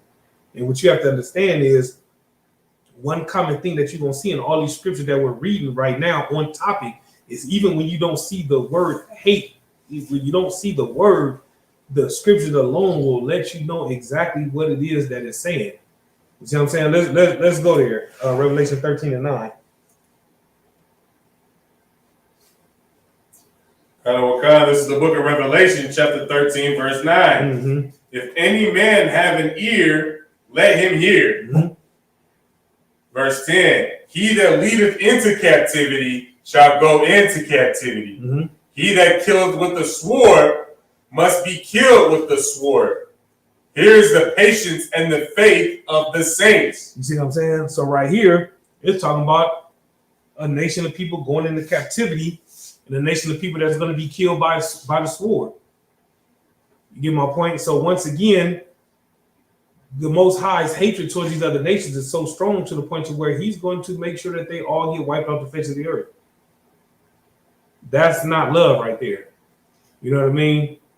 You know that he loved us because even though we went into captivity, right, he gave us a way out of captivity. Right. For these other nations, there is no way out of captivity. Right. You know what I mean? The Most High, even despite our disobedience, right, he always gave us a way to come back. But there is no coming back to these other nations. You see what I'm saying? Go ahead. If I may, you know, like coming into the truth, you understand that, like, you know, love isn't something that you feel, isn't something that, you know, like you just feel. It's something that you do.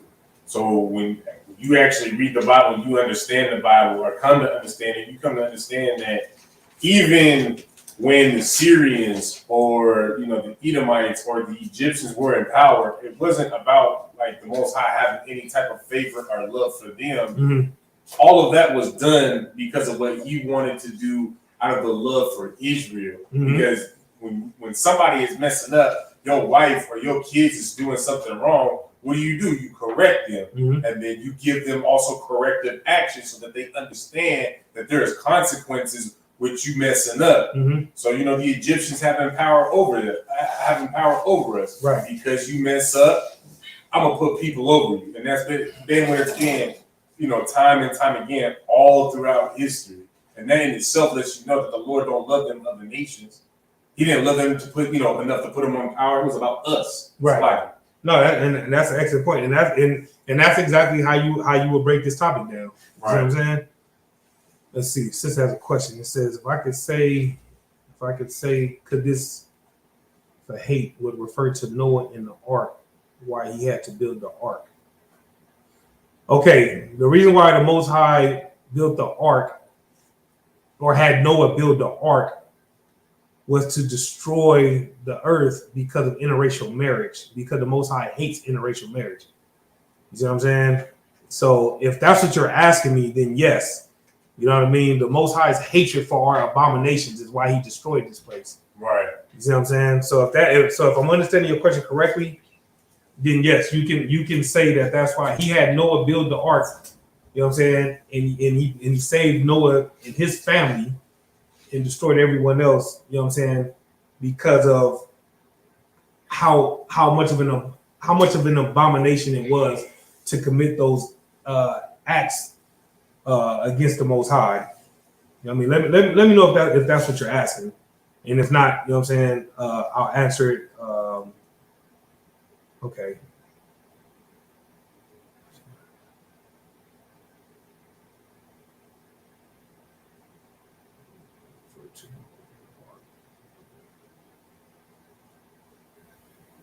Yes. So that's why, because of, you know what I'm saying, the hatred that he had for the abominations that was being committed. Because again, the Most High was never okay with interracial marriages. The Most High was never okay with homosexuality, bestiality, or none of those other things that was going on during those times. And he's not okay with them now. And that's why, once again, we're being destroyed as a nation. because of all the abominable things that we're doing. That's why, again, we're still up under the curses of Deuteronomy, the 28th chapter. All right, let me get let me make sure I want this. Let me see something.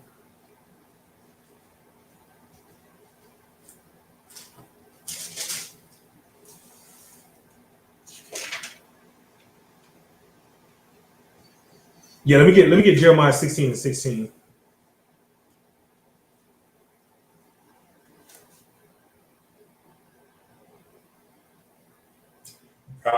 This is the book of Jeremiah, chapter 16, verse 16. Behold, I will send for many fishers, saith the Lord, and they shall fish them. And after will I send for many hunters, and they shall hunt them from every mountain, and from every hill, and out of the holes of the rocks.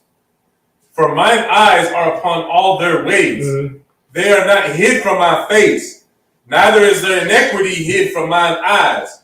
So because of the things that these other nations have done, right here when it says every mountain, you know what I'm saying, it's talking about one people specifically. However, all it applies to all the other nations, right? So if he's gonna hunt them and destroy them in all these bomb shelters that they built and all these different things, and they going underground and all this hiding, and he's gonna send for hunters to go and dig them out of their bomb shelters and destroy them, what does that sound like? There's no escaping what's coming their way. There's no escaping the hatred. Wow. Yes. You know what I'm saying? The Most High hates them so much that he's even going to send hunters to go into these bomb shelters to make sure that they all, you know what I'm saying, pay for the crimes that they've committed. Right. You know what I'm saying? The Most High hates these other nations for the crimes that they've committed.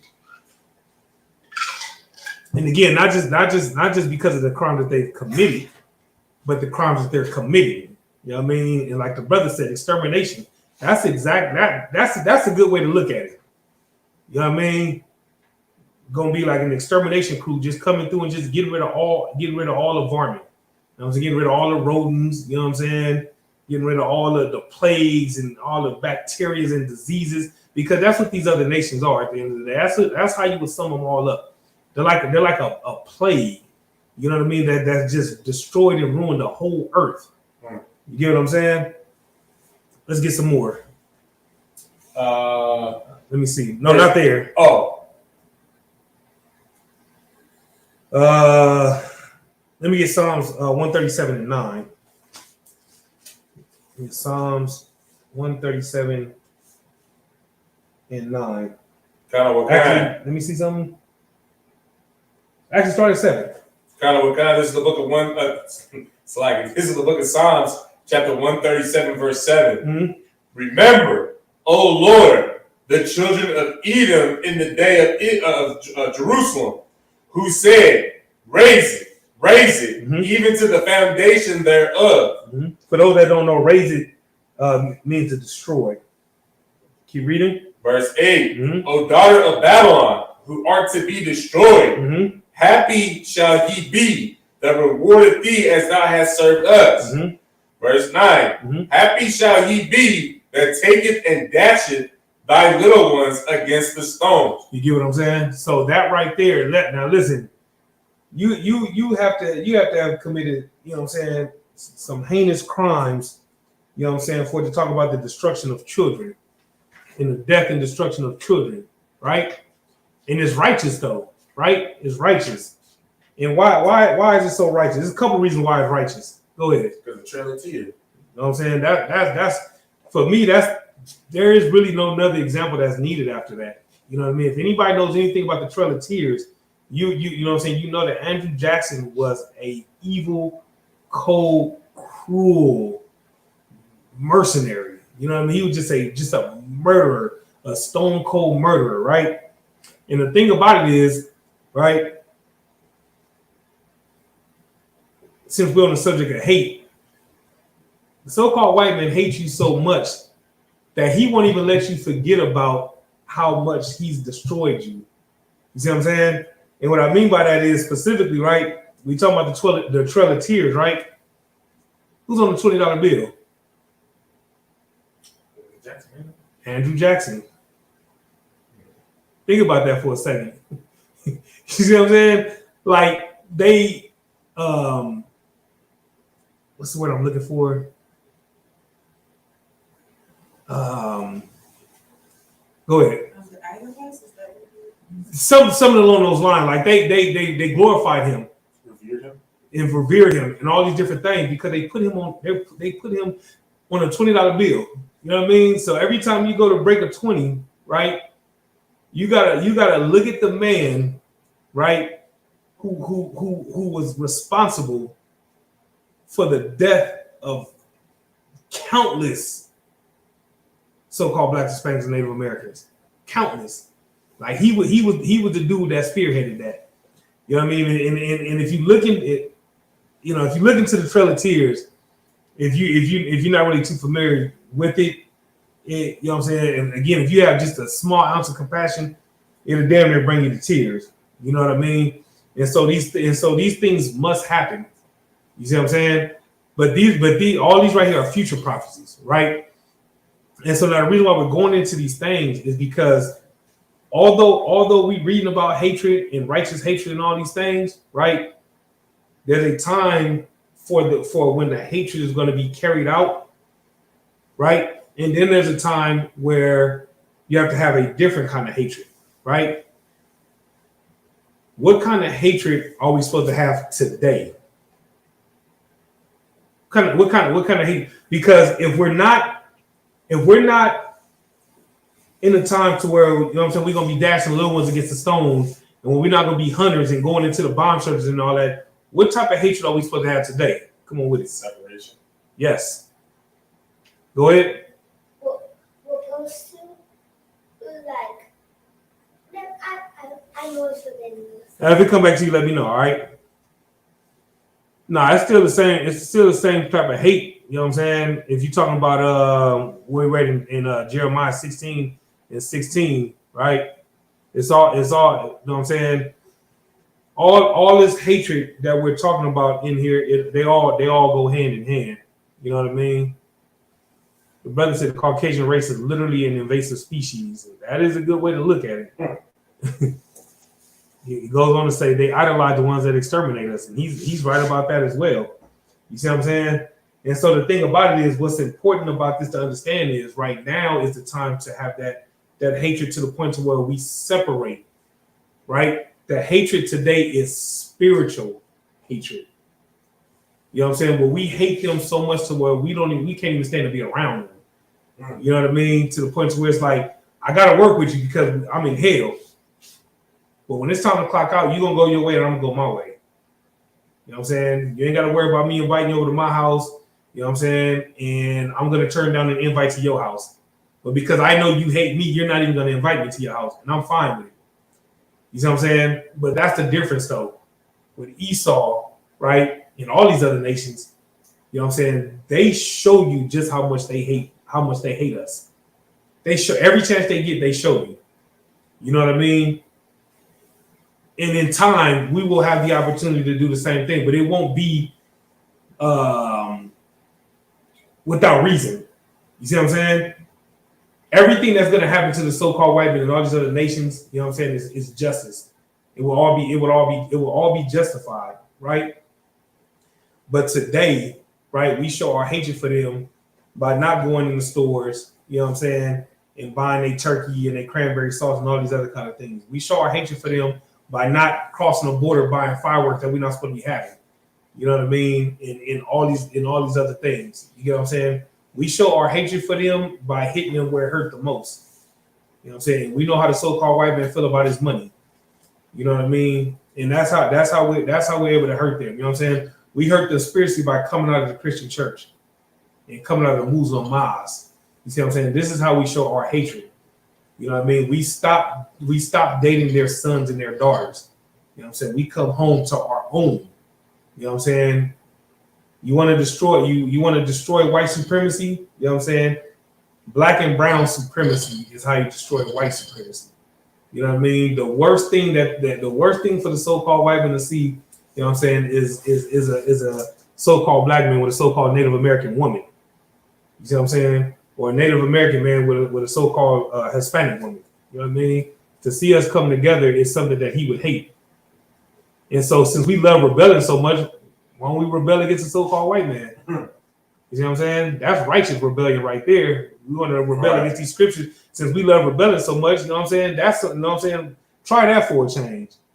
You know what I mean? Instead of say they hate us because of who we are, we hate them because of their actions. And that's a one West way of putting it. You know what I mean? They hate us because of who we are. And because of who we are, their hatred gets us locked up in prison.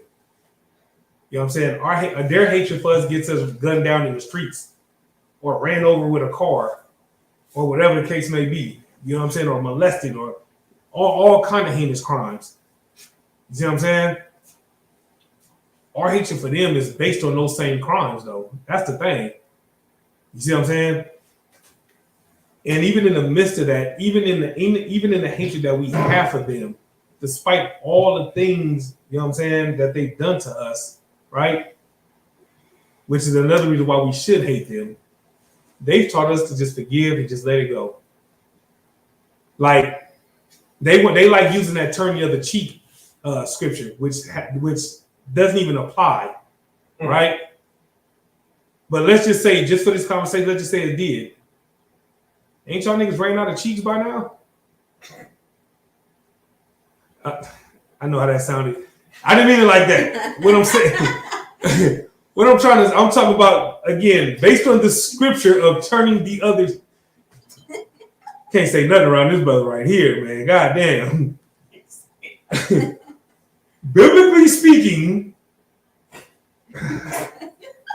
he gonna make it damn near impossible to finish the point I'm trying to make.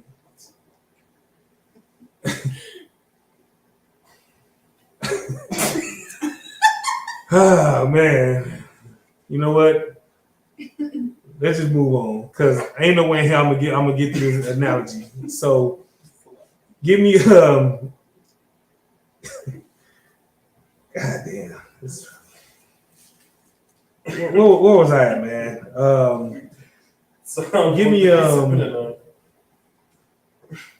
Give me Isaiah 14:1, man.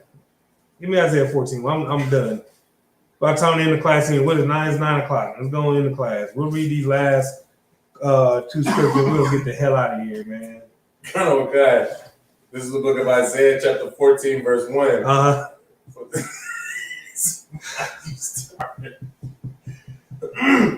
The book of Isaiah, chapter 14, verse 1. For the Lord will have mercy on Jacob and will yet choose Israel and set them in their own land. And the strangers shall be joined with them, and they shall cleave to the house of Jacob. And the people shall take them and bring them to their place.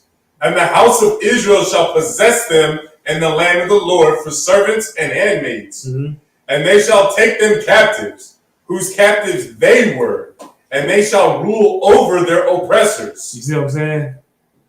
This right here is what you call righteous hatred. Look that way. This right here is righteous hatred right here. You get what I'm saying?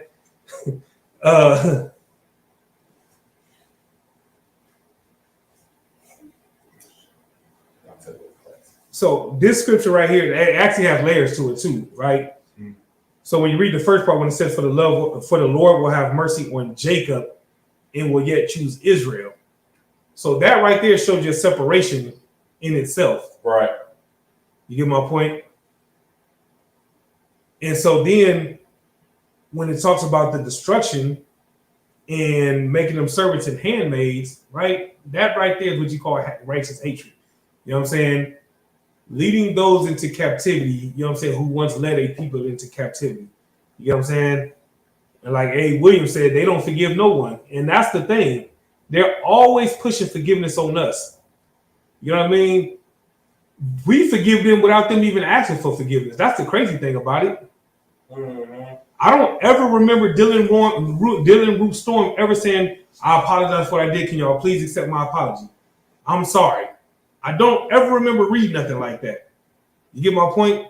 But we forgave him. He shot up a whole church full of niggas and we forgave him. You see what I'm saying? You want to add something to that? Right. Anybody that's coming, it's being brought to the surface that, they were involved in the historical pictures of the first integration of Black people coming into the schools. Mm. You know, because what I know, the Cowboys, their owner is being called out right now, and he had some ridiculous excuse that he was just intrigued by it. He was just curious, right? And that's why he was there, right? But then there was somebody else, I can't remember which celebrity it was, and it was like it was a screaming woman, like one of those pictures of the women screaming at one of the sisters for going to the school, for the integration of the school. And I mean, Kyrie Irving is supposed to pay, what is it, $500,000 and 5 other things that he has to do to show that he apologizes for the so-called anti-Semitic things that he had said. But yet, where's our apology? Where's our $500,000? Right. Where's our, you know, when do they have to meet with us to discuss how, you know, their actions before are affecting us now with our current oppression at that? No, that's listen. Everything that you're saying is on point, right? And if I could, real quick, I just want to read something, right, real quick. I'm gonna close out the class. Everything that you said, you know what I'm saying, was, you know what I'm saying, perfectly said, right? And what I'm looking for is the article about the shooting that took place, right, in Colorado, the Walmart. Let me see. Is this the one? Oh, I haven't heard about this. In Virginia.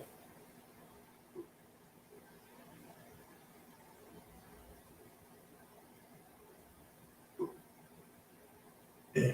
I don't remember, you know what I'm saying, exactly where it was in my timeline, so I don't want to take too much of the time. The reason why I wanted to go to that is because what I wanted to point out was how the person that did the shooting, right? The person that did the shooting, they had no problem with making sure that you knew what he had going on. You know what I mean? He was bullied as a child and all these other kind of things. You get what I'm saying? And so what that'll do is once they put the backstory out there and you get to reading about all these things that he went through, right? By default, what would that make us do? Try to sympathize. Yes. And so with us doing that, what then would we do?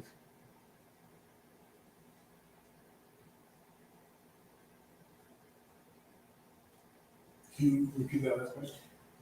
If we start to sympathize with him because of his childhood and his past, what would we then end up doing? Well, we wouldn't hate him as much. Right. And if we don't hate him, we what?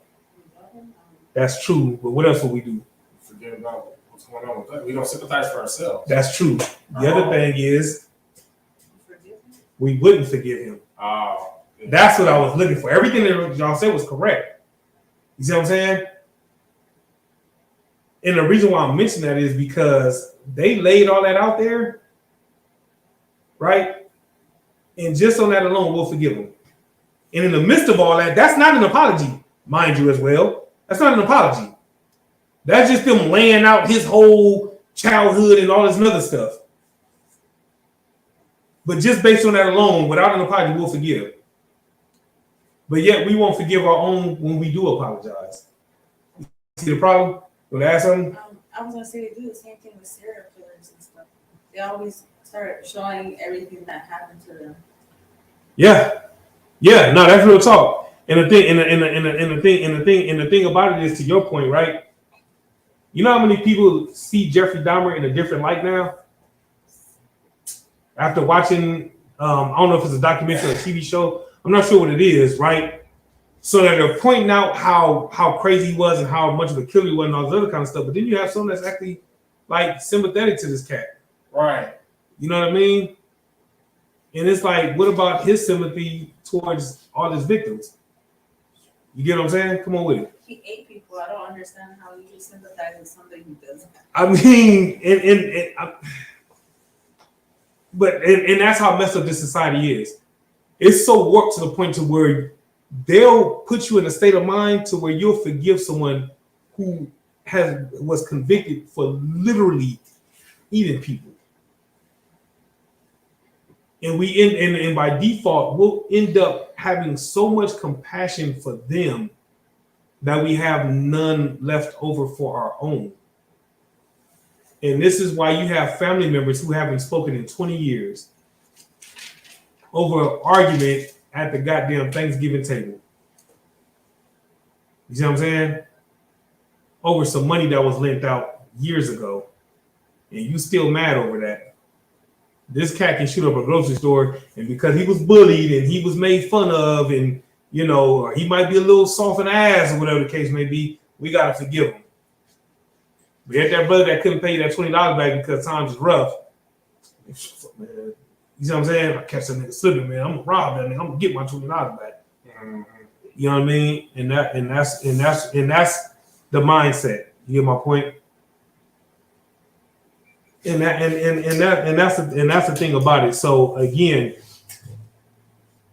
all these examples is why it's necessary to do a class about righteous hatred. Right? Don't feel bad for hating the other nations. Don't feel bad for calling them out for the crime that they've committed, because they have no problem with calling us out. Mm-hmm.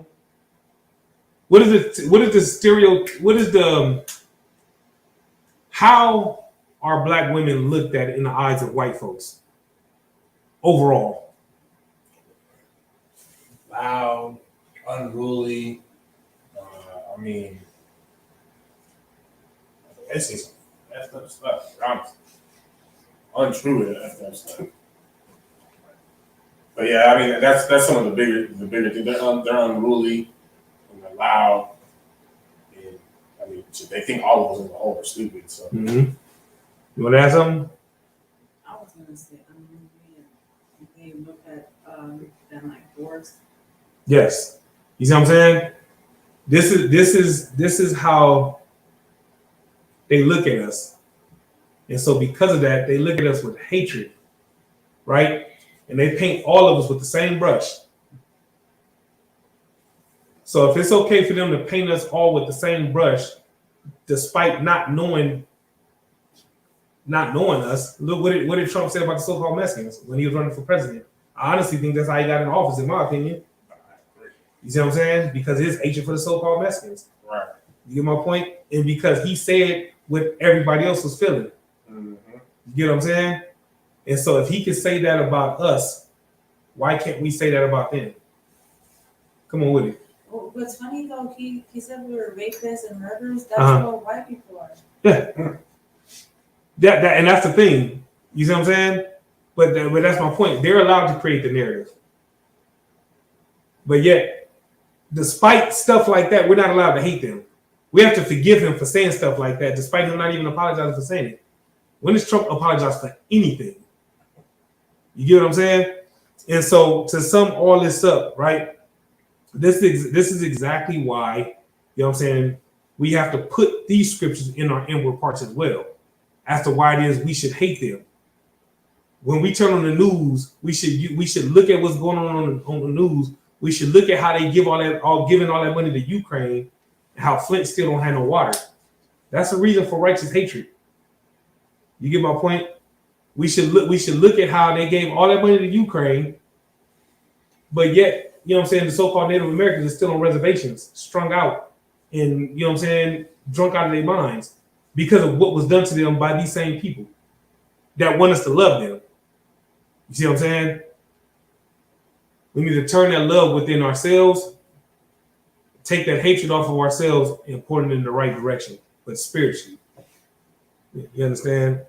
With that, it's like I just realized we ran way over the time. Sorry y'all for that, for running over the time. Yeah, we'll end it on that. I think everybody get the point. You know what I'm saying? The scriptures say, "Love thy neighbor as thyself." You know what I'm saying? It's talking about another so-called Black, Hispanic, and Native American.